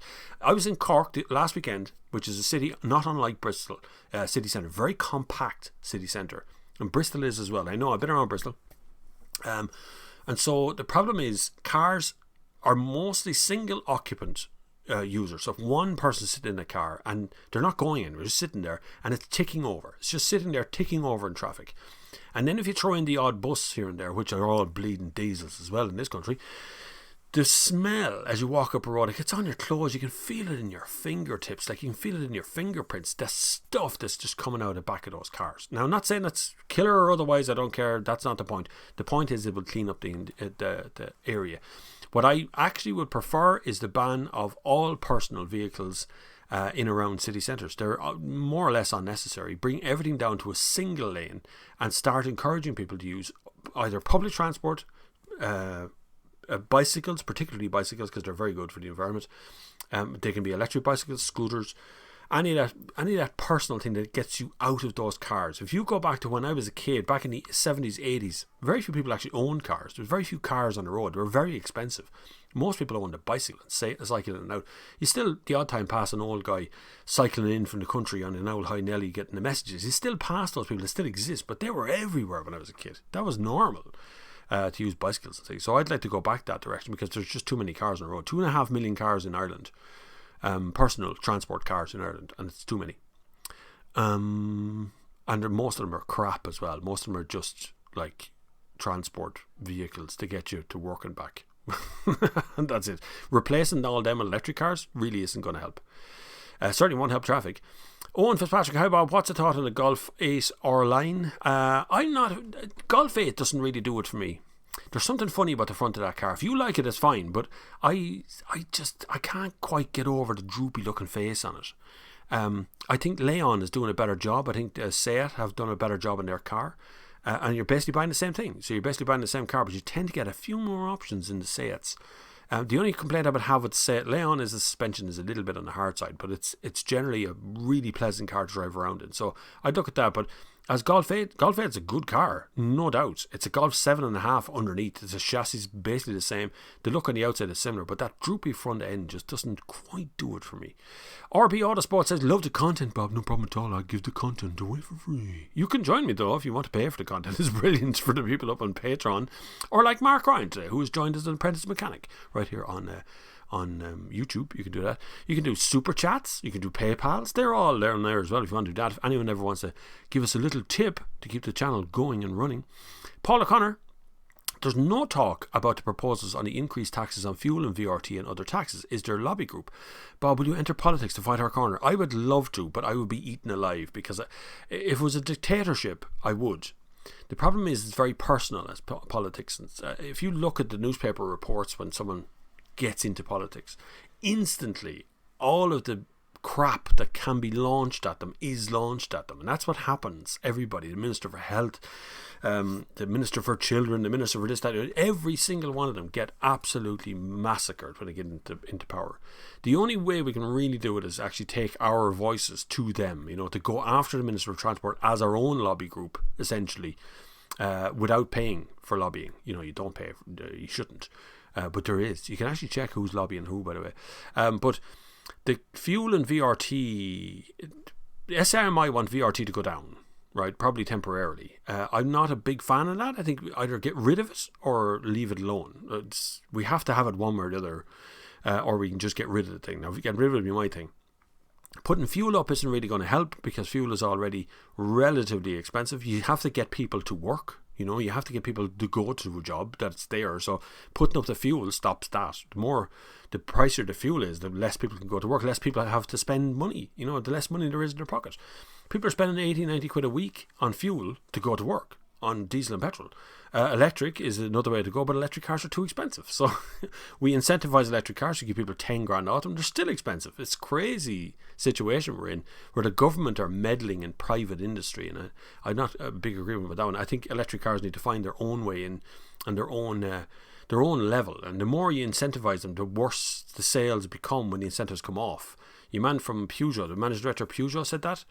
While the incentives were there, they were selling cars. The minute the incentive stops, the sales of electric cars just fell off a cliff. That's what happened. Same thing happened as well, by the way, when we started charging for electricity. A lot of people who bought electric cars stopped. They sold them, got rid of them, went back to diesel because they suddenly had to pay for electric charging on the street. I met a man the other day actually driving a Nissan Leaf, and he was going for a run. He pulled up at the charge point while I was charging a car, an ID3, and he told me a whole story of how he had the car since 2016, has never paid for charging, doesn't even have a home charge point. He's been using the free chargers all the time. It's amazing. But now I said, well, what happens now? Because there's one here in the town that's actually still free. And he says, I might get a charge point in, or I might just buy a petrol or a hybrid or something. That was it. There's your electric car owner. HL, question from Croatia. I was in Croatia many happy times. Lovely time over there. Are those VW 1.5 TSI any good? I heard of drinking oil like fuel. I've heard this too. It's come up a couple of times. I can't find any confirmation from Volkswagen about the oil drinking episodes that VW 1.5 TSI comes. Because that engine used to be the 1.4 TSI. They've rebored it. Not sure why. 1.4 was an absolutely gem of an engine. The best engine Volkswagen had made in decades. And for some reason they changed it to this 1.5, which seems to be having problems because it had kangarooing problems first, which were fixed with a software issue. And then they changed, then there was something else with oil as well. So I'm not sure what's going on. Volkswagen haven't confirmed to me that there's a problem. If you've heard it, let me know. But I am hearing it. Both TikTok and all other social medias are going, my 1.5 TSI is drinking oil. So I'm not sure what's going on with that, but we'll endeavour to find out. You shouldn't be using oil, by the way. Between oil changes, really, you shouldn't be using a whole lot of oil. Your oil should near enough stay the same all the time. And if it's using oil, the oil is going out somewhere. So oil doesn't just disappear out of your car. It's going out the exhaust pipe. That's how it's leaving your car, which means it's going up into the cylinders, which means the car is burning the oil and sending it back out. Oil should be in your cylinders, but it's there as it's a greasing material. It shouldn't actually go into your compression cylinder, so not into the top of it. Renbig regarding SsangYong. Oh my god, did I upset somebody? Putting aside the design, would you not buy one? Are they good, reliable? I wouldn't, to be honest with you. No, I don't know why. I've never really just gotten on, and not just design. I think 80% of happy ownership is just looking at the car and going, that's a cool car. That makes you 80 to even 90% of happy ownership is just looking at it. But reliability, SsangYong muddied the waters a long time ago with their Musso. They got a Mercedes engine and made a balls of it, and the car started breaking down and blowing turbos, and all the kinds of things happened to it, and the reliability has never really recovered from that. Now, I'm not saying they're not reliable now. They probably are. I hear no complaints about SsangYong from SsangYong owners, but there isn't many of them on the road to get a good gauge of that as to whether that's normal for them, or they're just getting away with something. They're probably reliable. They're a Korean company, so they're going to be in some way reliable, because that's where Kia and Hyundai are, right? So they do 5 and 7 year warranties. So I'm sure SsangYong will do it again. But Would I buy one right now? I don't know, because I don't know the future of SsangYong. They've gone through many hands in this country. They've been through 3, 4, 5 different people in the last 6 years, 7 years, and now we're on to another person who has them. So who knows what's going to happen next? What happens when you buy one and you're driving on the road and something happens to it, and SsangYong, the company, don't exist in Ireland anymore, and you're going through some guide in the UK again? So I'm always a bit nervous of those kind of things. I don't like the idea of that. And like, that's happening to Ford as well. Ford has done the same thing. Ford in Ireland no longer really exists the way it used to exist. The head office in Cork now is a much reduced staff. People were fired, and Ford Ireland just doesn't exist in the same way at all. Luckily, we have a very big dealer network who's very expensive or very experienced at what they do, so we're okay with that. But above the dealer network, there's a problem. Andy Burnett says, how about the old Nissan Serena? 0 to 60 in 17 seconds. If it ever reached 60. If it could get there, eventually it might get to 60. Yeah. Some of those old cars, particularly the auto Japanese import ones, just made noise. Never really got any faster. You could be doing a 0 to 60 time and you're still like after 20 or 30 seconds going, when are we going to reach 60? I've seen some of them old dogs. There's some imports happening into Ireland currently, which are weird Toyotas. I passed one this morning, it's sort of a minibus yoke. I can't even think what it was called now. I've never seen one in Ireland before. I don't know where they're coming from. They must be getting them from England or somewhere, or bringing them in from Japan themselves. All under lonesome. Jeez, we're over an hour already. We're flying through today, lads. What is going on? There's so many of you here as well. This is absolutely brilliant. There's already 2,500 people out there watching this. Don't forget to support the channel. If you can give financial support, it'd be brilliant, because the old channel doesn't run on we got new patrons as well. Sorry, I haven't read this out. We don't run on just coffee. That's normally the way it is. We got Nigel Dunn has become a patron. Thank you very much. You're very kind. And Adrian Nelson, thank you very much. You both become new patrons. You're very good. I see a message there, but I can't answer it right now. We're live on air right this very minute. But if you can support the channel, you can. It'd be brilliant. If you want to support the channel in a good way, you can do it directly from the links down below, or you can go over to Noah, which is also there. Noah's a sponsor of the channel.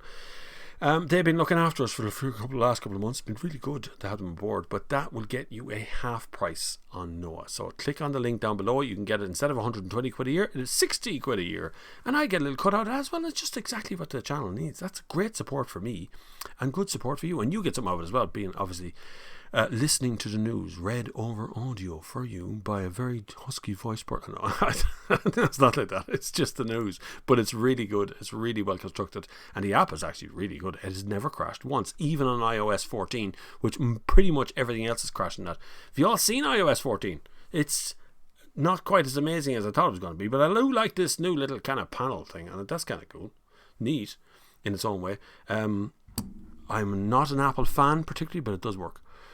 Annie McPhee says only 6 points for UK new drivers. It's not 7, it's 7 over here. Well, 6 will get you banned here essentially, because there's none left to go with. But 7 is, they only have 7 to play with. So when they get 3 points for speeding, they can only speed like twice, and then you might as well forget about it, because you wouldn't get insurance with 6 points anyway. Christopher Wayne, don't, in capital letters, bother reviewing electric VW Transporter. Nobody can afford 40 grand plus. They don't want to sell any. They're electric, lads. Anything electric is just savage money. And it's down to battery. It's down to batteries and motors. Those 2 bits are the expensive bits. And there's like a Chinese company that's making the batteries now as well. And what's terrifying right now is if you've bought a Tesla Model S or Model 3 or Model X or any of those things, Tesla did a battery day thing, right, which they do every year. It's like the whole world, it's like the Apple announcement stuff. Everyone shuts down and you kind of go, why are you even listening to this shit? But anyway, they did a battery day. And in the battery day, he announced he's going to make batteries cheaper. So the cars will become cheaper. So Tesla Model 3 for next year will be cheaper. Now, what happens to people who already bought a Tesla Model 3? Will they be thrown under a bus like the guys who bought a Model X? Because the people who bought a Model X, the original one that was in Ireland, was 250 grand, because I was at the launch of the thing. 250,000 euros, what it was, 243 or 249 or something like that, for a Tesla Model X when it came out here first. Now, it's 90 grand or 80 grand or something. What happened to the first generation? Good luck to you. You've lost your money. That's what happens. This is what I mean by when I say, and I know people get really annoyed when I say that a real car company will come. So a car company with history. So Volkswagen, you notice, is not launching a e-Golf electric, because they will devalue all the other Golfs out there by doing that. So they've launched ID3 and kept the Golf separate. So what would happen equivalent would be if I launch a Passat today and it's 20 grand, and then next year I put out the same Passat and it's 10 grand. What happened to the first one? The other ones get devalued to the same value. So you're devaluing your own products. But of course, everybody loves Tesla. It's unquestionable. Don't question Tesla. Flavinite Disciple says, seen a white Fiat Bambino today. What a great car. Forgotten how small they were. It's flying along. They are so tiny. And it's only when you actually stand beside the auction, you go, my God, it doesn't even go up to my hip. Like, it's so small. It's tiny little cars. And yet, people got into them and they were fine. And they went around and everything was great in the world. Days before DSGs and DPFs and GPFs and all that stuff going into it. But they're brilliant little cars.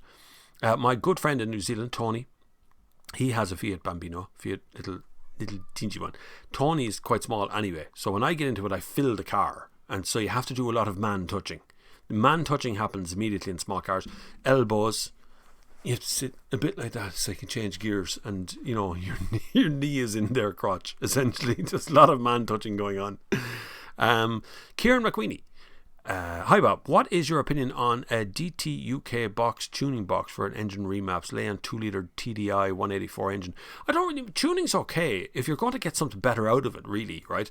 184 is fine, like they're okay, but where are you going to go with that? So you need to get this professionally done, because I've seen guys who are tuning cars and they're oh look, I got 375 horsepower out of this car, and then the pistons are coming out through the bonnet, everything to go anywhere because the thing's been tuned wrong. You can't, it's very hard to explain how good tuning can be for a car if it's done really well professionally. So you should do it with a dyno, really. You should dyno the car, do your tuning, buy a proper tuning company, or buy someone who knows what they're doing, knows the tolerances, and then go back and dyno it again. Then you can see what the results are going to be. You see how much extra you got, rather than kind of it's down on power, it's up on power sort of feeling, you know. But I've no problem with tuning. You can actually get better fuel economy out of tuning. You can get more horsepower. You can pull more things. Cars are built. Say I bring on a car in Ireland at 200 horsepower, because that's what the market kind of likes, 200 horsepower, right? But I've tested that engine up to 300 horsepower. That's normal for the car to do that. But they've just detuned it to get better fuel economy. They want to get better response in the cold, better, you know, so they mess around with that thing. So you can tune cars up and down as you please, particularly ones that have obviously a box inside them. Porrick, and yes, as Andy says there, I see in the comments, but a proper remap will do a much better job at plugging things in. Porrick Daly, DSG Golf Mark 7 at the moment, will never go back. Yeah, beautiful car. The best Golf ever built was Golf Mark 7. Debate me. No, I mean, it just was. It was a brilliant car. It was a perfectly sized, perfectly judged car for the market at the time. I was at the launch. We did it in Sardinia, actually. We did launch. That was one of the most unforgettable launches I was ever at, because the current managing director of Volkswagen was under a table with a tie on top of his head. Yeah, true. Right in front of me. It was so funny. But the Mark 7 is one of the best Volkswagen Golfs ever. Adrian Nelson, all modern, VAG, touchscreen, everything means my next car will be something else, left arm. Same as me, I really don't like the touchscreen. You know, I've been doing bring back knobs things here for years. Touchscreens to me just aggravate me. Every time I have to press, and then you realise, why am I pressing 5 things on a touchscreen to get one task achieved? Like, all I want to do is turn the bleeding heating down, and I can't, you know, it's just like, stop doing that. I know there's physical buttons on ID3 and there's on Golf 8 and all that, there's actual physical buttons at the bottom, but they're not actual knobs or buttons. You still have to look before you touch. So when you get into something basic like that Suzuki Vitara out there, and there's a knob to turn it up and down, you can do it without even glancing. You can just look out and then look down. Done. Gareth Talbot has been a very generous person. Thank you very much, Gareth Talbot, on my PayPal. You're very kind. Thank you. Where were we? Adrian Nelson just put the word in. Oh, I see what he's doing. Yeah, I was going to say, there's a knackered bit about it. Got it. Jeff Fitzsimon says VW dealership was suggesting gap insurance in 2015 when we were looking at PCP. Could be bought independently off a dealer back also. Yeah, it can. Dealers now are actually becoming sort of finance deals and insurance sellers, and they're trying to find other means of making money from selling cars, because they're not selling as many cars. So there's a lot of that going on where they're dropping in things like gap insurance or Extended warranty is another good one as well, where you get like a 3-year warranty normally car, but they'll sell you an extra couple of years. That's the dealership has done that deal themselves, you know. I do advise, if you can get a reasonable deal on extended warranty stuff through insurance companies, yep, definitely. You may never use it, but there'll be a day where you go, thank God Bob said to get the bleeding long insurance, because this car is going to break my hole. And that's what happens, honestly. Dynamic Frame says, I read over 80% of people still want to visit a dealership before buying a car. Do you think people will ever buy online based on reviews, etc.? I bought over six cars unseen, including 4 new. I think it's going to move the other way. I think people still like the idea of going along and driving a car, because that's what they feel the need to do. But if you look at the example Tesla has, when they started off doing, because I hate to mention Tesla again, but they're doing things because they don't know they're making mistakes. So they're shining a light on stuff. And we all go, that's not a good idea. But they don't listen to you. So this is okay. So what they did was, at the beginning, they put an online order form. So you paid your little deposit of $100 or $1,000, whatever it was.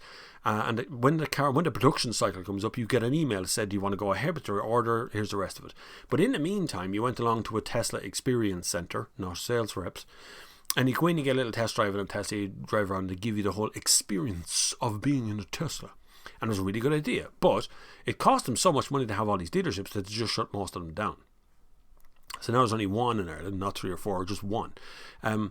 Because dealerships are expensive to run for a car company. They're very expensive to brand and run and give discounts to and arrange deliveries, and all that stuff has to happen. But people, when they're purchasing things, we become, particularly in this pandemic, so used to buying things now just by clicking. Click something, go to Amazon, go to this, look for the Irish company. The Irish company just created a website that sells everything, you know, that sort of stuff.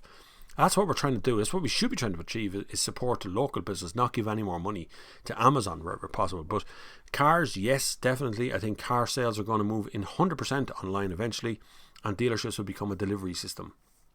So you go to your local dealership to pick up your car, but you may never actually have been in that dealership even once up to that point, because the service departments are still there. You know, servicing is a big part of car ownership.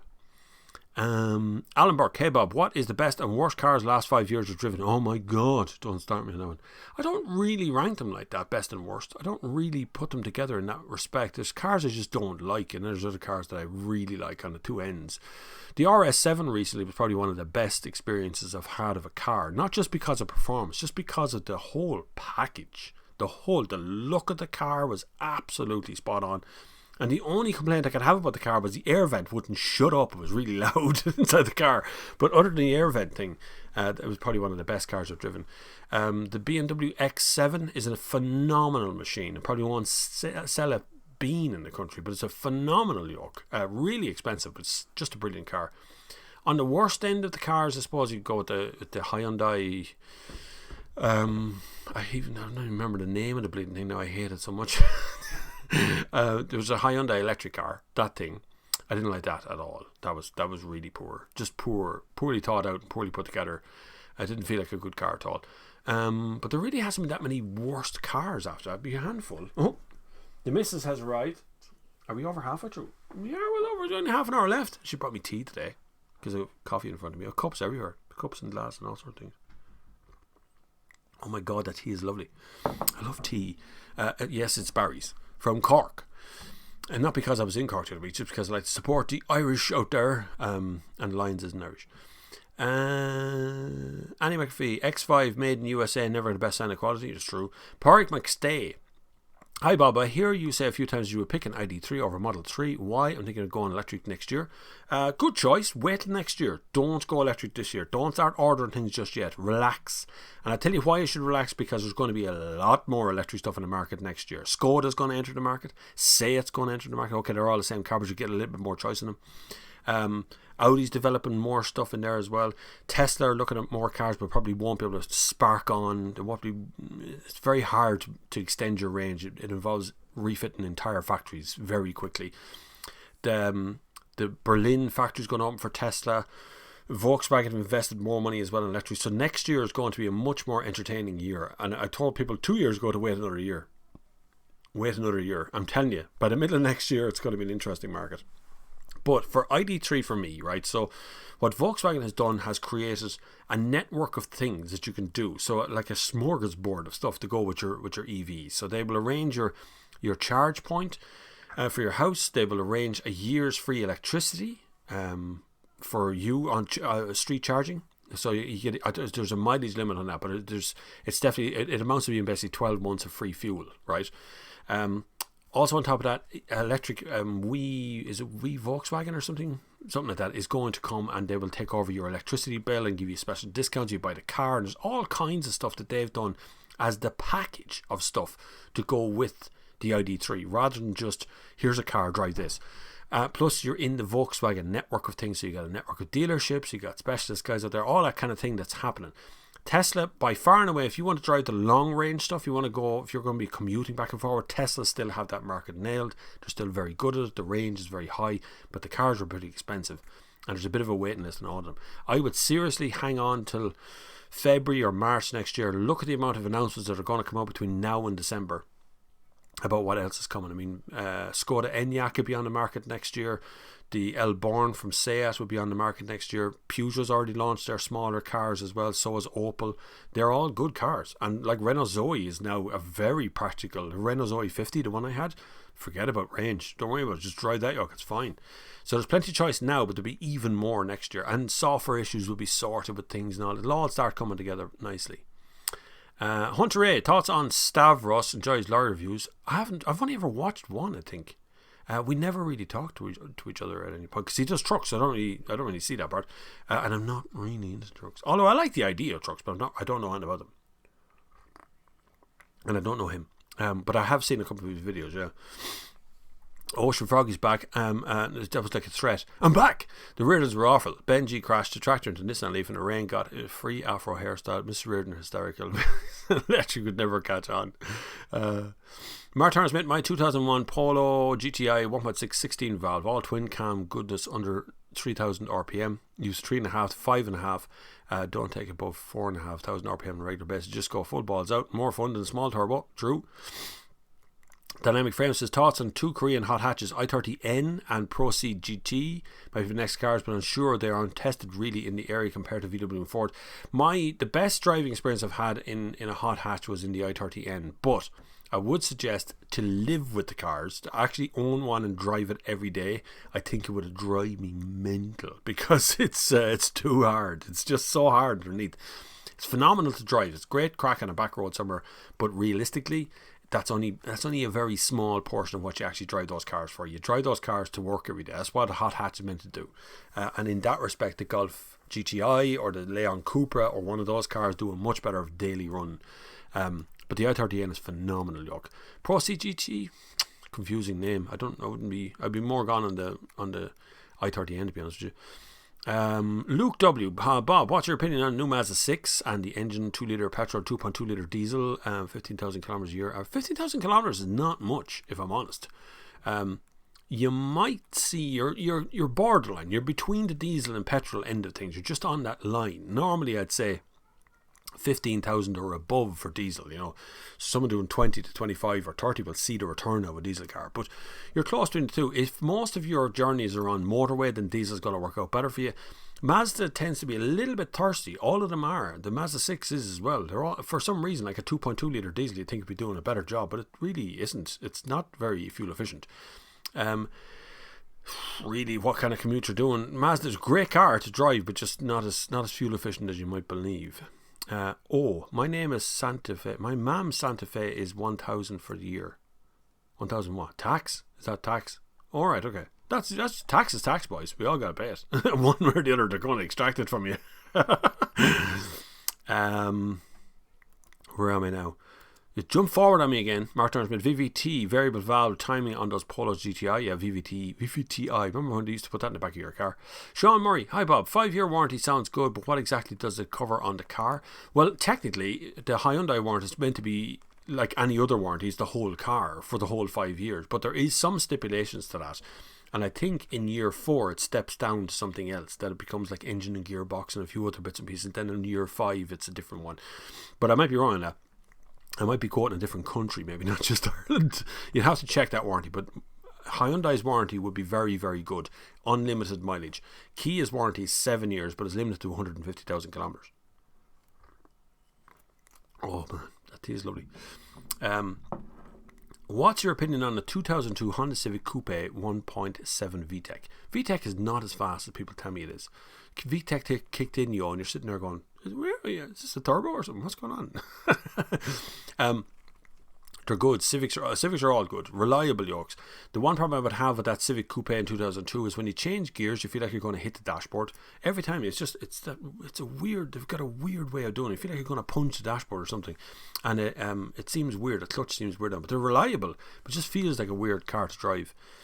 Daza, Bob, will the Irish government really ban petrol cars and fully hybrid by 2030? No, I don't think so. No, that's wrong. What I should say is, like a straight petrol or a straight diesel will probably be banned, yeah. But actually, we're nearly there already.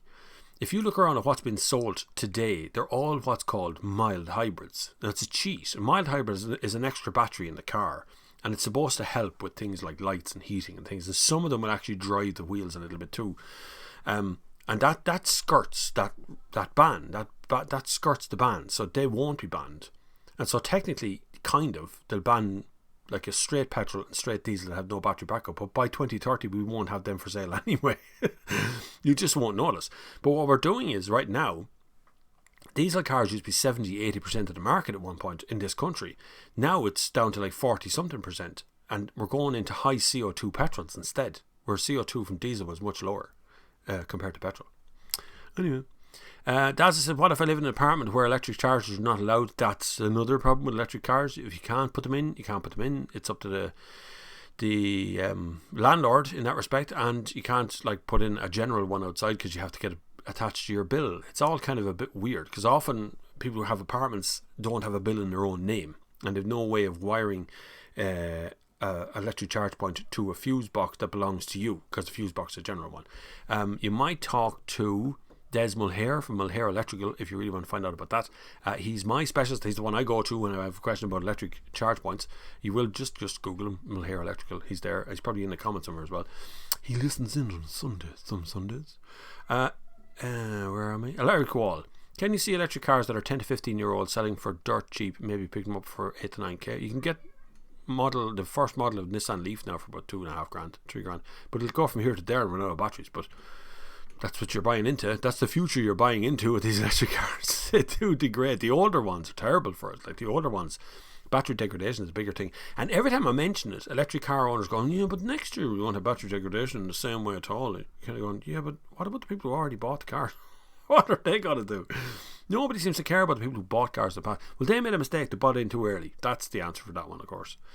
Like 8-year warranty on a battery that it won't fall below 70% of its capacity or something, which sounds deadly until the third owner buys it in 8 years and only has half their battery left. What are they going to do then? Like, what happens? I have to buy a new battery in 8 years. How much is it going to be worth to you? Like, John, hey Bob, sorry I'm late to the show. I hope all is well. Remember, like and sub people and and put in super chat as well. You know, he paid not just to ask a question. He didn't ask a question. He just said like and you have to like and subscribe, everybody, because John has put in money to say that. That was a super chat. Thank you very much, John. You're very generous. Anyway, McAfee, VAG has a history of TSI, TFSI engines and high oil consumption, especially in the 1.4 TSI, twin charger, and Abita and Fabia VRS. Yeah, they do oil consumption. Yeah, it wouldn't be high. I don't know. It depends whether it's high oil consumption. What's that mean? Whether you have to top it up with like a litre of oil a month or something. That'd be high to me now. Adrian MG53, the return of Top Gear. It has rather run its course. Lads mag programme that belongs in the past, silly blokes doing silly pranks. It never relived the glory days of Clarkson, Hammond and May. But I actually don't think that Clarkson, Hammond and May could, even if they came back and we dropped them back into Top Gear, that it would be as good as we remember. You know the reruns on Dave, like yeah, we all watch. Click over to Dave at about 2:30 and they go, oh yes, Top Gear's on daily. I have a little snooze in front of Top Gear during the bit when they do the car in a reasonably priced hour. But that bit, I don't know if we could ever get that moment back. There was a moment in the car industry that just worked. It worked very well, and I don't think they can do it themselves. Even over on Amazon, it's not quite as funny as it used to be. It's still funny, but just not quite as funny. But I'd love to see. I don't think currently the three lads that are on it now really work. I don't think it really works. I don't know if it was the right move for any of them to be on TV. it just doesn't work. I just think it's just not for me. Man did a video on bulimia as well, which is kind of weird, isn't it? No, one of them. Not that bulimia is not weird, but it's just weird for TV presenters to go with that in the middle of Top Gear. Adrian says 1.4 TFSI in my old Audi A3, never had any problem with oil consumption. Most smooth engine, was the most reliable car I've ever owned. Was sorry to change after 6 years of ownership. You see, two sides of every coin. Eric Wall, do you think there'll be an update? The NCT very old and behind what should be legal and illegal on cars. Lads, the NCT is absolute waste of space. It's a tax on your car for a start. And if you have a modern electric car, like any of the Teslas or Kias, they can't test anything on the car, basically. There is no tailpipe for tailpipe emissions. You know, they can't. The weight of the cars is different. I mean, where's that going to go? The NCT is currently looking for imbalances in car. The vast majority of NCTs are passed. It just doesn't. Right now, it's just an old test for an old system that is no longer required. Like most of the cars the NCT was brought in to combat the yokes we had around in the 80s that would jalopies that even I drove. Big messy lumps of yokes flying around the place. That's what it was brought in to do, and fair play, it got rid of all that stuff or most of that stuff off the road. But actually the NCT right now is just, my car passes, I do absolutely nothing to the car and it still passes every time, because I know exactly what I need to do to make it pass, so it passes, and that's the end of it. And if it failed, I'd take away the thing that it failed on, fix that, bring it back, and they can't test the car again, so it could be written off as long as the thing, whatever it failed, passes. It's just stupid. It's a stupid system. And I found out on TikTok the other day that if your engine management light is on, they still carry out a test and you can pass with an engine management light on.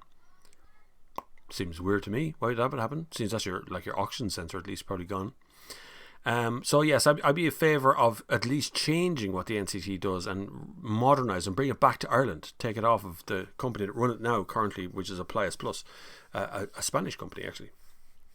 They run it and they take all the profits from it. We get nothing. Anyway, Raymond Gray says he had 3 Fiat Bambinos way back. Oh man, it's a lovely cars. Those old little tickety. I can hear the engine even in my head now, just going on the road. Sounds like like you're being chased by bees in a jar. So it sounds like when it's driving on the road. Just such fun, and we lose that. You know, those cars will disappear. You get stuck behind them now every once in a while, and you can just smell the petrol coming out of it. Like it's just eating petrol. We're going to lose all that.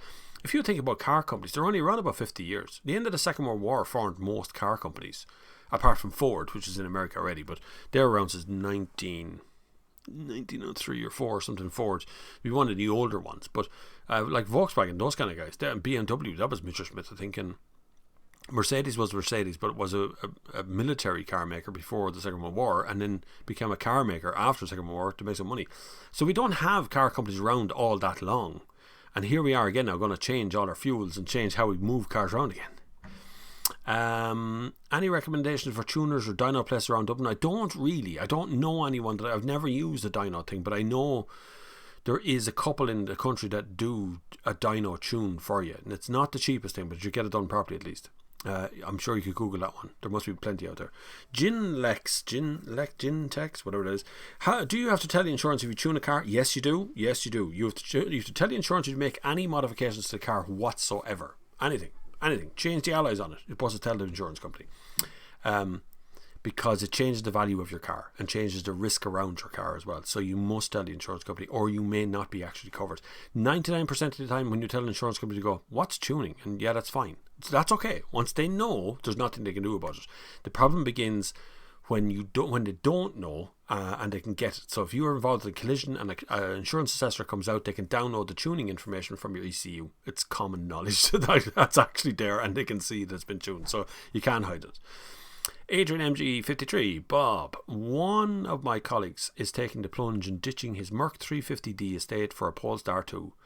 He got a great PCP deal to take him to retirement in 3 years.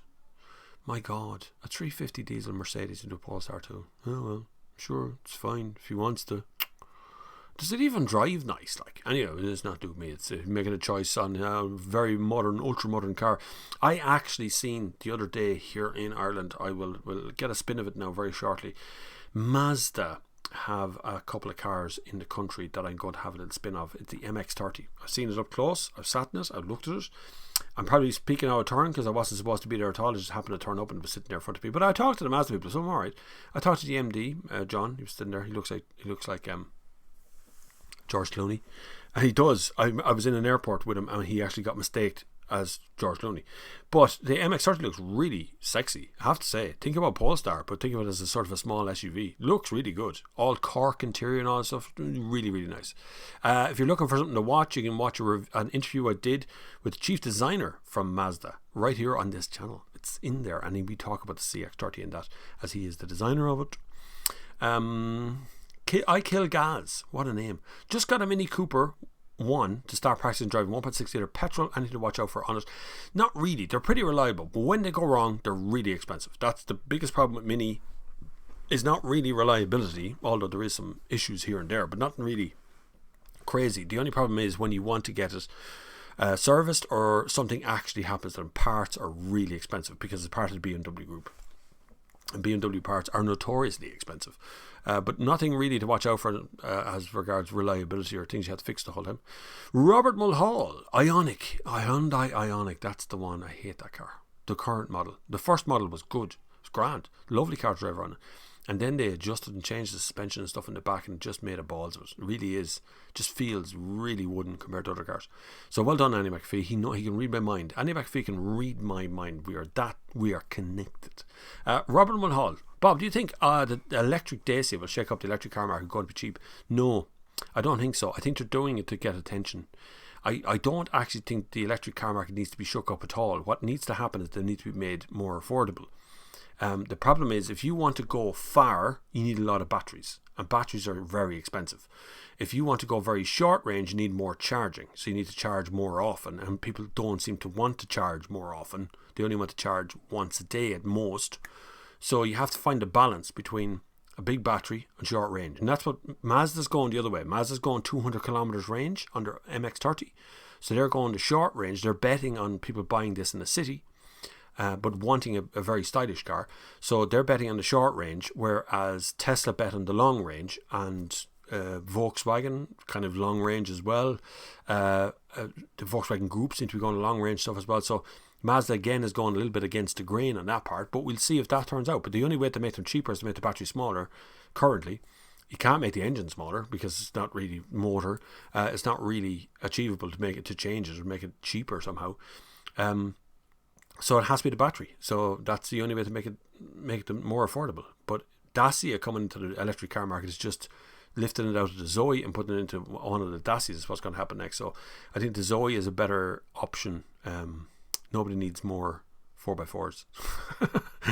Daza says Lions Tea was once Irish. It was, yeah, owned by Unilever, I believe. Yeah, it's gone to England though. It's all made in England now. So Lions Tea, the tea bags, the whole lot, it's all made in England. A lot of plastic in tea bags, lads. One thing if you want to be environmentally friendly, is you got to watch out that there's plastic in your tea bags, and plastic goes into your tea and you're drinking plastic. Just bear that in mind. Lions don't, or Barry's don't have any plastic in their tea bags. And same for recycling. So when you're recycling your tea bags, you think you're doing a good job throwing them into the recycle bin, but in actual fact they're made of plastic. They're no good for recycling. It's mad, isn't it? What little tiny bits of plastic and stuff. Stuart McHugh, Ioniq, think they were launching a whole sub-brand named after his awful car. It's an awful car. I hate that car. Didn't know the Corsa E was out already. Keep seeing one in Ballyshannon on charge. I have a review up of the Corsa E. It is out, yes. The best small electric car right now is the Corsa E or the Renault Zoe. If you're looking for those kind of two small cars. Zoe is a dead little car. A little bit cheapy inside, I think. But I think that's the market it's going after because it's very affordable for long range. Reasonable range, not long range. But the Corsa E is going after the kind of more luxurious end of the market. It's actually quite nice to drive. It really is. But the one I'd actually pick myself would be the Peugeot E208. Because that's a gorgeous looking car, and I'd buy it in that bright yellow colour because it's a deadly looking colour. It's such a lovely car, and I don't even mind the small steering wheel in it. Stuart McHugh, to the lad up above buying a Polestar, they are being recalled globally. Oh my god, because they cut out at speed. Oh my god, wouldn't touch them after speed. No, you don't want that, lads. Can you imagine hoovering along the motorway in your lovely little electric car, and all of a sudden it just dies? When does it roll on? What happens like when it cuts out? electric cars, because some electric cars can't be towed. You can't tow the drive wheels, which is kind of weird. Why do Jeep Wranglers fare badly in NCAP? Because they're built out of bricks. That's essentially, Jeep Wranglers are built to not crumple. I really don't. The NCAP rating is a lovely security blanket for yourself to go, I got 5 stars, woohoo, deadly. But actually, it's really particular to certain kinds of crashes. Like, it really is. My car, my Seat Leon, 15 years old, got 4 stars in its original NCAP rating. So it lost on pedestrian or something. It lost on, was it pedestrian? I think it was pedestrian safety. Something because the bonnet was a bit short. So that's fine. That's a pedestrian, as long as it's protecting me inside the car and the kids. I'm okay if it's pedestrian. Sorry, pedestrians, but that's the least of my worries. But in the 15 years that's since then, it wouldn't pass an NCAP now. So if I was to go out now and put it back through an NCAP rating right now, that exact car, it would probably fail on all points, because the ratings have changed, the tests have changed. So Jeep Wrangler is in the same position in that the design of the Jeep Wrangler is still basically the same it was since it came out, and so it doesn't pass any of the NCAP ratings. Neither does, there's tons of cars out there that don't. You don't really hear about it.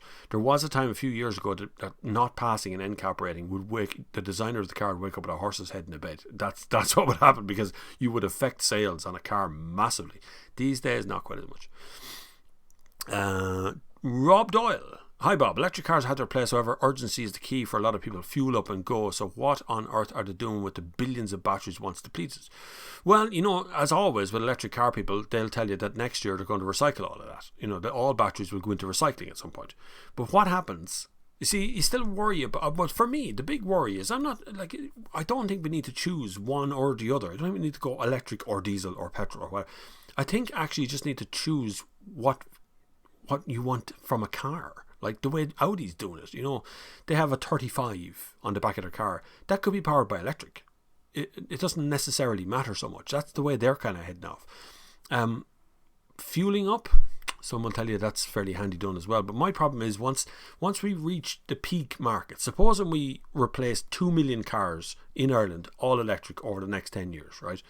And out of those 2 million cars, you've a million batteries that need to be replaced after 6 or 8 years. That's half the market needs to be replaced. Where do those million batteries go, and where do we get new million batteries? Where do we get the new ones from? We have to mine them again. You know what I mean? We're still consuming huge portions of the world to make cars. It just doesn't seem to make a really good business case over time for me, because we continuously mine out more stuff out of the earth to try and make these batteries. Shouldn't we be looking for a more useful way of doing that? Anyway. Michael McKenzie, hi Bob, why is it so hard to get info from car dealers reference if a vehicle has multi-link suspension if not advertising the details about any given car? Usually because the dealer doesn't know. That's probably most of the part, is the fact that some of the dealers that you're dealing with have done a training course on a particular car or whatever. They've done bits and stuff, but that kind of technical stuff, they got a technical guy that they can call. So if you go to a Volkswagen dealership, you ask a technical question, you don't know, he doesn't know the answer, there's a technical guy in Volkswagen that can be on the line in 2 seconds flat, will answer that question for you. Very highly trained. I use them quite regularly in all the car companies. I have all the technical guys' names as well, so I can call them when I have a really difficult question that I know I'm not going to get the answer from the internet on. But most car dealers just haven't been on the training course and wouldn't really know whether something's they might not even know what a multi-link suspension system is, or what's actually under the car in any respect. They just want to get you to buy the car. Just leave them alone and buy the car. You have to find it out for yourself, Michael. Hunter A. been sat there trying to figure out how I became a channel member. Anyone else help confuse Scotsman here? A channel member. I don't know how to do a channel member, but there is definitely a channel. Other people have done it. I've never become my own channel member. I've done, because my screen is completely different than what you see. I see graphs and stuff, and it's like the matrix up and down the screen here in front of me, so I don't see the same thing. I have no idea how to become a channel member, but you can certainly do it. It might be on the community tab or something on my channel. Could be in there. Garrett Talbot, hi Bob, I put a PayPal question but message didn't get to you. Did you? Sorry, I wasn't. I only see the little PayPal thing pop up on my screen. Let me look at your question, Garrett Talbot. I don't see any question there, but anyway, ask a question. Can you clean or replace Bluetooth mic in a Lexus car? Wife's Bluetooth is terrible. I have a Golf Mark 7 that's brilliant. best regards, Gareth. You can actually replace them. Usually the mic in most of those cars is up near the rearview mirror. So in the kind of box that contains your lights and all that sort of stuff, you'll find it there. Now if it's some Renaults and things put them right above, a little thing that actually looks like a mic almost above your head. They're up above you. Now I had an Audi on test one time that had really muddy audio. When I called anyone, they just couldn't understand a word I was saying. And that turned out to be the mic, and it was replaced, and it was no problem to replace the thing. But yes, you can definitely replace them. I don't know about cleaning them, whether that's going to help, but you can definitely replace the thing. If you're getting what I would call muddy audio. Now if you're getting crackly audio, it might just be a loose wire. That often happens, and it might also be the connection between the phone and the car. The Bluetooth connection between the two could be getting interference somewhere as well. That's usually results in crackle on the mic rather than being like muddy audio. Muddy is like, if I was to put my face against the mic that's in front of me right now, you get kind of muddy feeling. Oh, it's too close to you. That's usually a broken mic, essentially. Daza says, my own apartment but managed company won't allow electric charge points. That will have to change eventually. As more and more electric cars come on, they will get more and more of those requests. So eventually they're going to do something about it and fix something instead of it. Eric Wall says, do you plan going full electric at some stage? Do you want to go full electric? No, I don't really want to go electric. I would, yeah. Instead of my Seat Leon, I would like to replace it with some sort of electric car. But right now, I wouldn't be interested in buying a brand new electric car because they're too expensive for me. Why would I replace a 15-year-old car that cost me next to nothing to run the car? We put about 20 quid a month in petrol into that thing. A month of petrol. It only does 6,000 kilometres a year. The only problem I have is I get condensation in the engine bay because it never gets warm enough to be actually warm. So my wife doesn't drive it far enough. And that's about it. Like, we don't put tyres on it every once in a while. It passes every NCT. The NCT is costing us 55 quid a year. The tax is 500 and something per year. It's 400, I can't remember. It's 400 and something a year, I think. And that's it. So why would I replace that with a big expensive electric yoke, even though I have a charge point? And my only other option is to buy a really old used one, which sticks me into the Nissan Leaf from 20 whatever it is, way back. And that's going to have shit range. Like, that's the old Leafs had crap range in them, you know. So there's no real choice for me. I'm in that middle point that it wouldn't make any financial sense for me whatsoever to buy an electric car because we don't use them that much. It's purely a secondary car. My car is to the house. We drive the press cars there all the time. So I drive 200 cars a year. So I'm not short of cars. Like, someone else just donated money by PayPal. I saw it pop up and then it disappeared on my phone. You've got mail. Michael McKenzie, thank you very much. He has donated money by PayPal to support the channel. You're so kind. I love you guys. You're so nice. You're so sweet.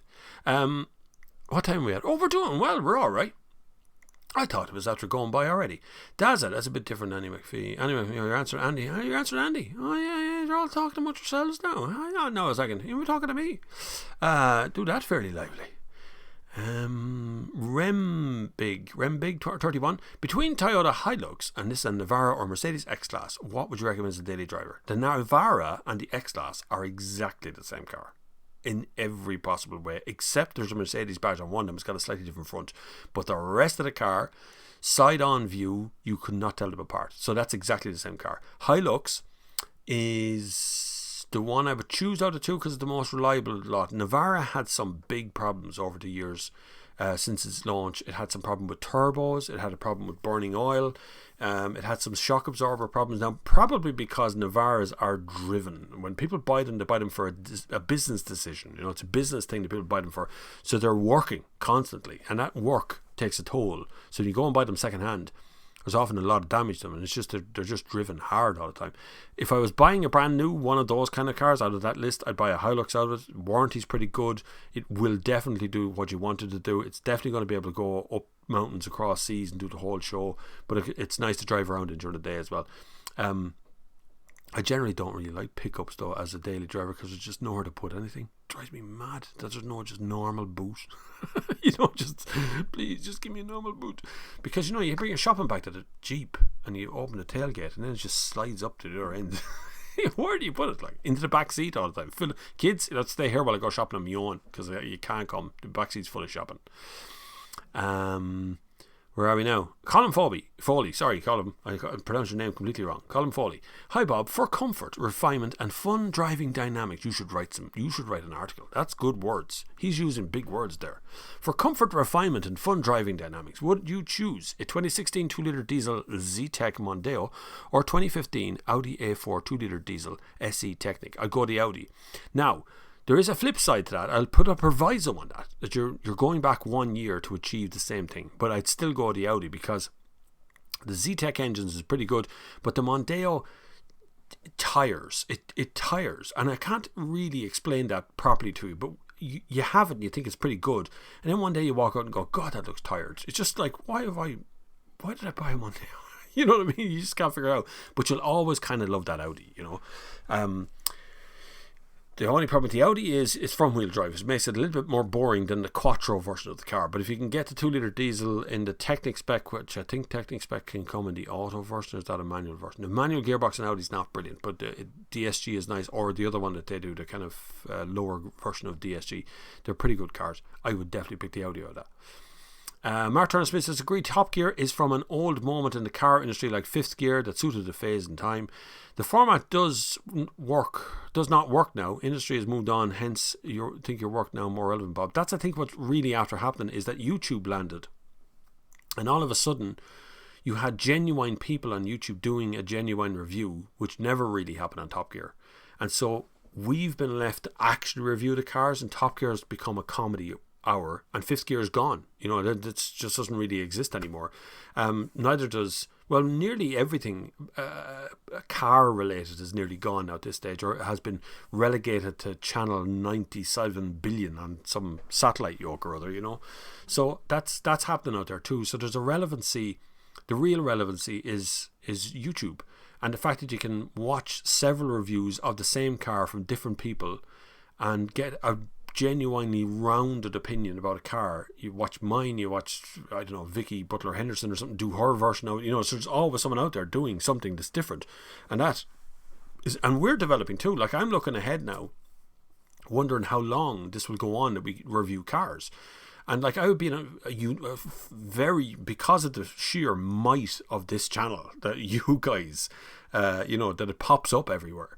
I'm in a very unique position in being able to get pretty much any of the cars that are on fleet that are out there right now, because it's video and it's unusual. It's a big channel, and now TikTok is also in there as well. So between just the sheer size of this is good, but like, I can't see in 2 or 3 years time the same amount of cars being out available for test and review and all that kind of thing. I'm not sure it's as relevant as it was. I don't think we'll have as many local newspaper guys doing reviews. I don't think we'll have as many people. I don't know what the future of all the English magazines, particularly, we don't even have really a magazine here in Ireland, but the monthlies in England reviewing cars, I don't know the future of them. You know, that's a difficult place to be. A lot of the car companies are shutting down, and their spend is down, and most of those magazines make most of the money from advertising. And so if the advertisers aren't there, the magazine can't exist, and if people aren't buying the magazines, the advertisers don't want to be in them. It's just this horrible kind of cycle of things. Whereas here on YouTube, it doesn't matter. If there's no advertisers, the video still goes out. It doesn't. I'm not going to close because there's no advertisers, because that's not my problem. That's YouTube's problem.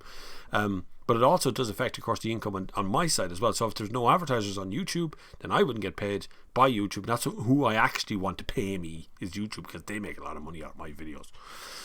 John M, what's your favourite SUV in a Tiguan Kuga Qashqai segment?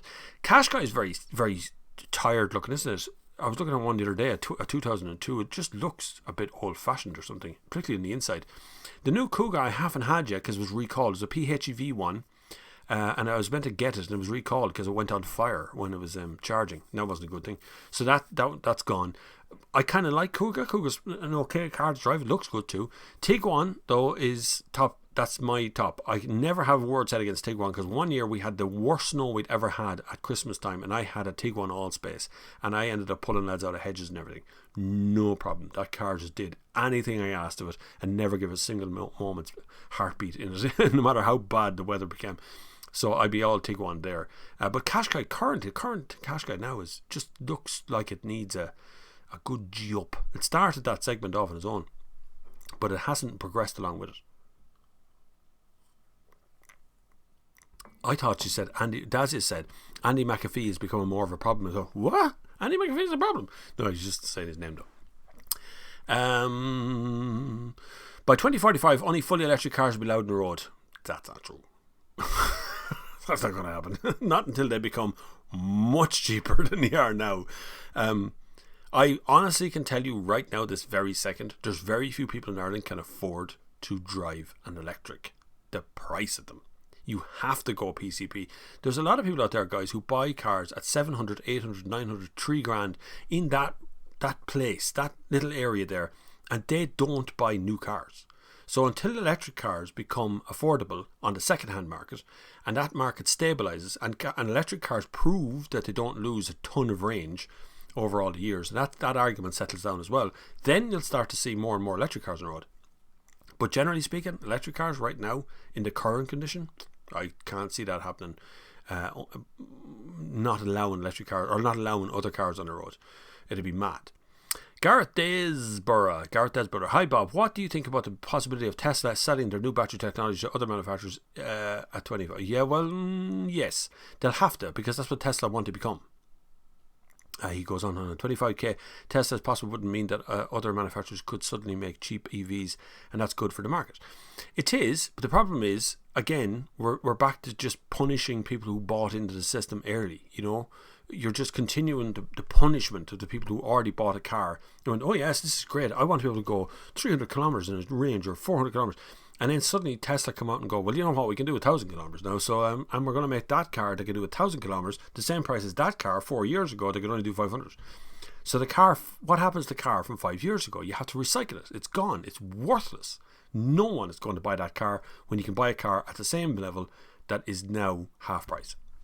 So it's the market we got to be careful of. We're just harming the market with this race that we have right now to electric, and it seems to be like a race. But it'll be good when Tesla do sell stuff, because that's, I think, where they're going. I don't think they actually want to be a car manufacturer per se. I think they want to be a battery manufacturer that sells battery technology and sells the odd bespoke element of cars here and there. I think that was the whole point of them. It's also questionable, Tesla's relationship with the American military. Not Tesla, but Elon Musk's relationship with the American military and their SpaceX manufacturing things. Daza, I counted 29 dyno tuners in Dublin area last week. There you go, see the tons of them. A frickin' YouTuber says, hey, a frickin'. That's not a great word. In fairness, your channel won't survive long with that. YouTube's not going to like that. I'm just telling you. YouTube give a list of words that are half banned, and that's on it. Andy McPhee says, reference NCAP standards evolving over time. Would you agree on my thoughts on road casualty stats being largely linked to cars designed saving more lives than younger drivers today being genuinely safer? It is. Car design, the way cars are engineered now underneath has taken away, like, the safety levels of these cars is outstanding now. Really, really outstanding. You could, like, even the Defender thing has a very high pedestrian safety rating, you know. You can't legislate for absolutely everything, but I think car manufacturers actually go way beyond what NCAP tests for to make sure the car is right. So cars are genuinely safer now than they used to be. Plus, the thing is, they're bigger though. Even a small car these days is nearly 5 meters long. You know, that's pretty big. Like, cars are big. So the further away from the accident or collision you are, the safer it's going to be anyway. Michael D. Horan, hi Bob, what are your thoughts on the classic cars and move away from petrol diesel cars by 2030? What will become of our motoring heritage and these cars that are cherished, preserved and admired by many? This is the problem, Michael. This consistent, the classic car owners have allowed things to happen and laws to be passed about classic cars more recently, you know, as to what is a classic, what's entitled to be vintage, what's entitled to be, you know, there's sort of rules there that govern all of that, but they seem to be slipping away all the time. It seems to be just, we have this, you're losing a lot, everyone is losing a lot of their freedoms to health and safety. This is what's going on right now. A lot of your things you were allowed to do when I was a kid, you could do what you wanted. Now there's so much health and safety and everything's so manicured, nobody wants you to do anything now. So there's a lot of that coming and more of it to come yet. The Mondeo has a time bomb of power steering fault. Worth googling. Also Mondeo versus A4 man. Andy McAfee said that. John Ref, what is the NCAP? Sorry, I'm a Yank. Oh, see, the Yanks are here. Scotland, England, Ireland, and now America. We've cracked it. We're done. Right? I can take the rest of the week off. John Ref, NCAP is what's your version of NCAP? It's the safety systems on cars that are tested. So the crash tests, essentially, we do it here. You have it's the same thing. It's actually a little bit more stringent in America, actually, because you do a near side narrow crash, and we don't do that. And it's terrifying to watch a car do a near side. Is it near side or offside or something? Some narrow side crash anyway. So instead of crashing half the car bumper into a wall, it's just the bare edge of the car, and it's terrifying to watch the car get ripped asunder. Amazingly, some of the cars actually passed that test. Hunter says, my mind had to, my God, what kind of language is that? Had two of all Navaras true work cars, Arnold Clark, and they always did what we needed. He has a D-Max right now, but looking to get a new Navara next year, worth the money.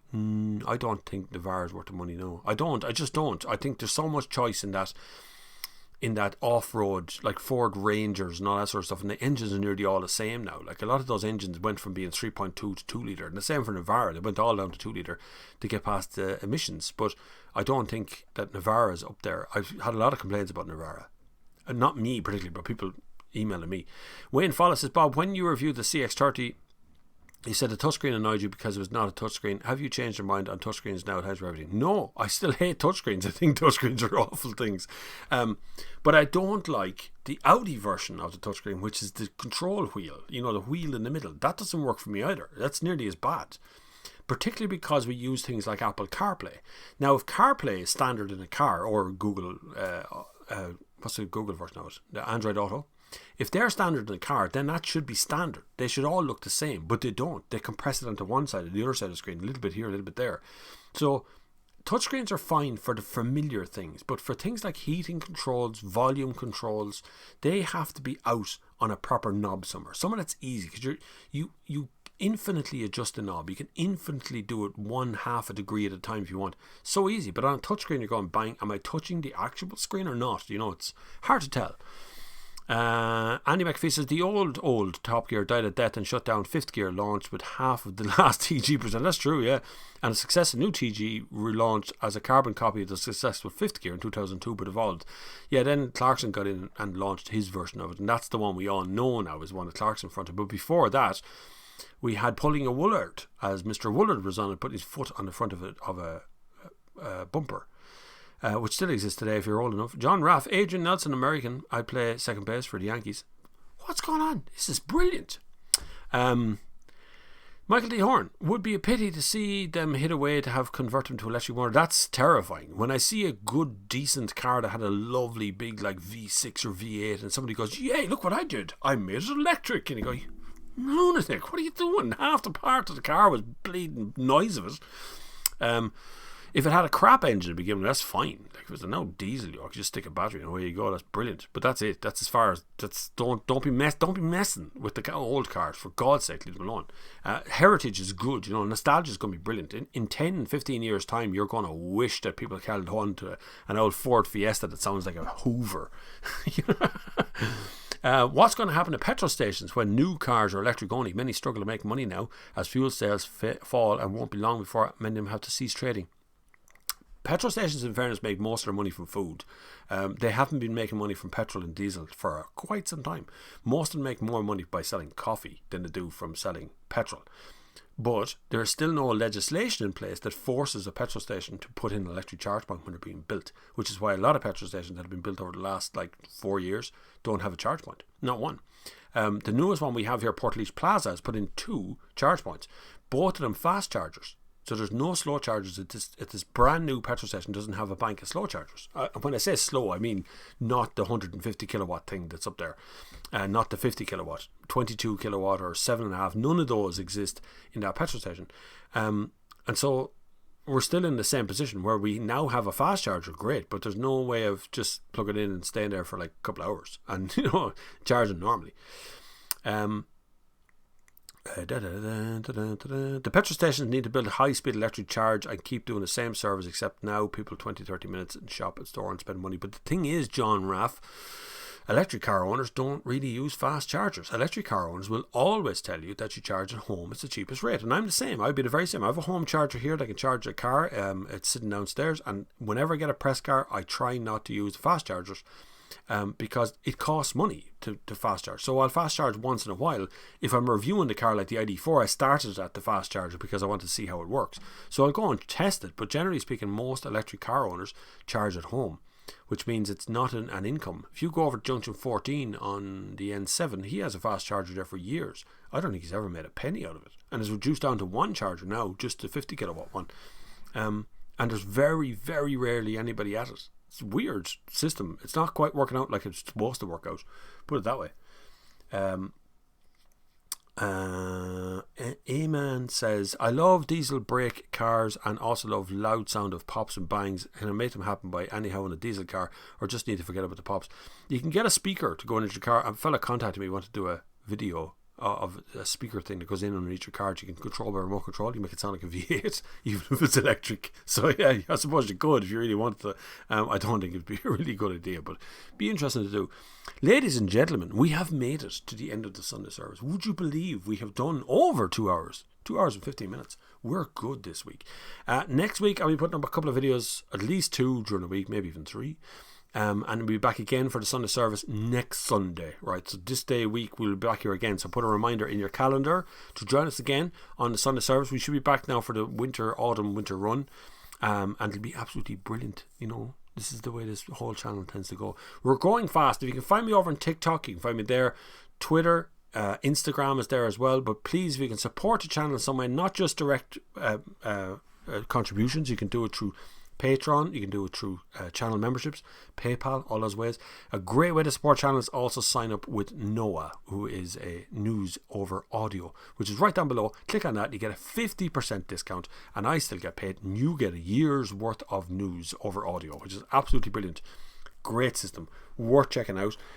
You can check that one out. It's another way to support the channel. So any of those things you can, but the very least thing you do is subscribe for more content. Yes. Absolutely brilliant to have you aboard for the last couple of hours.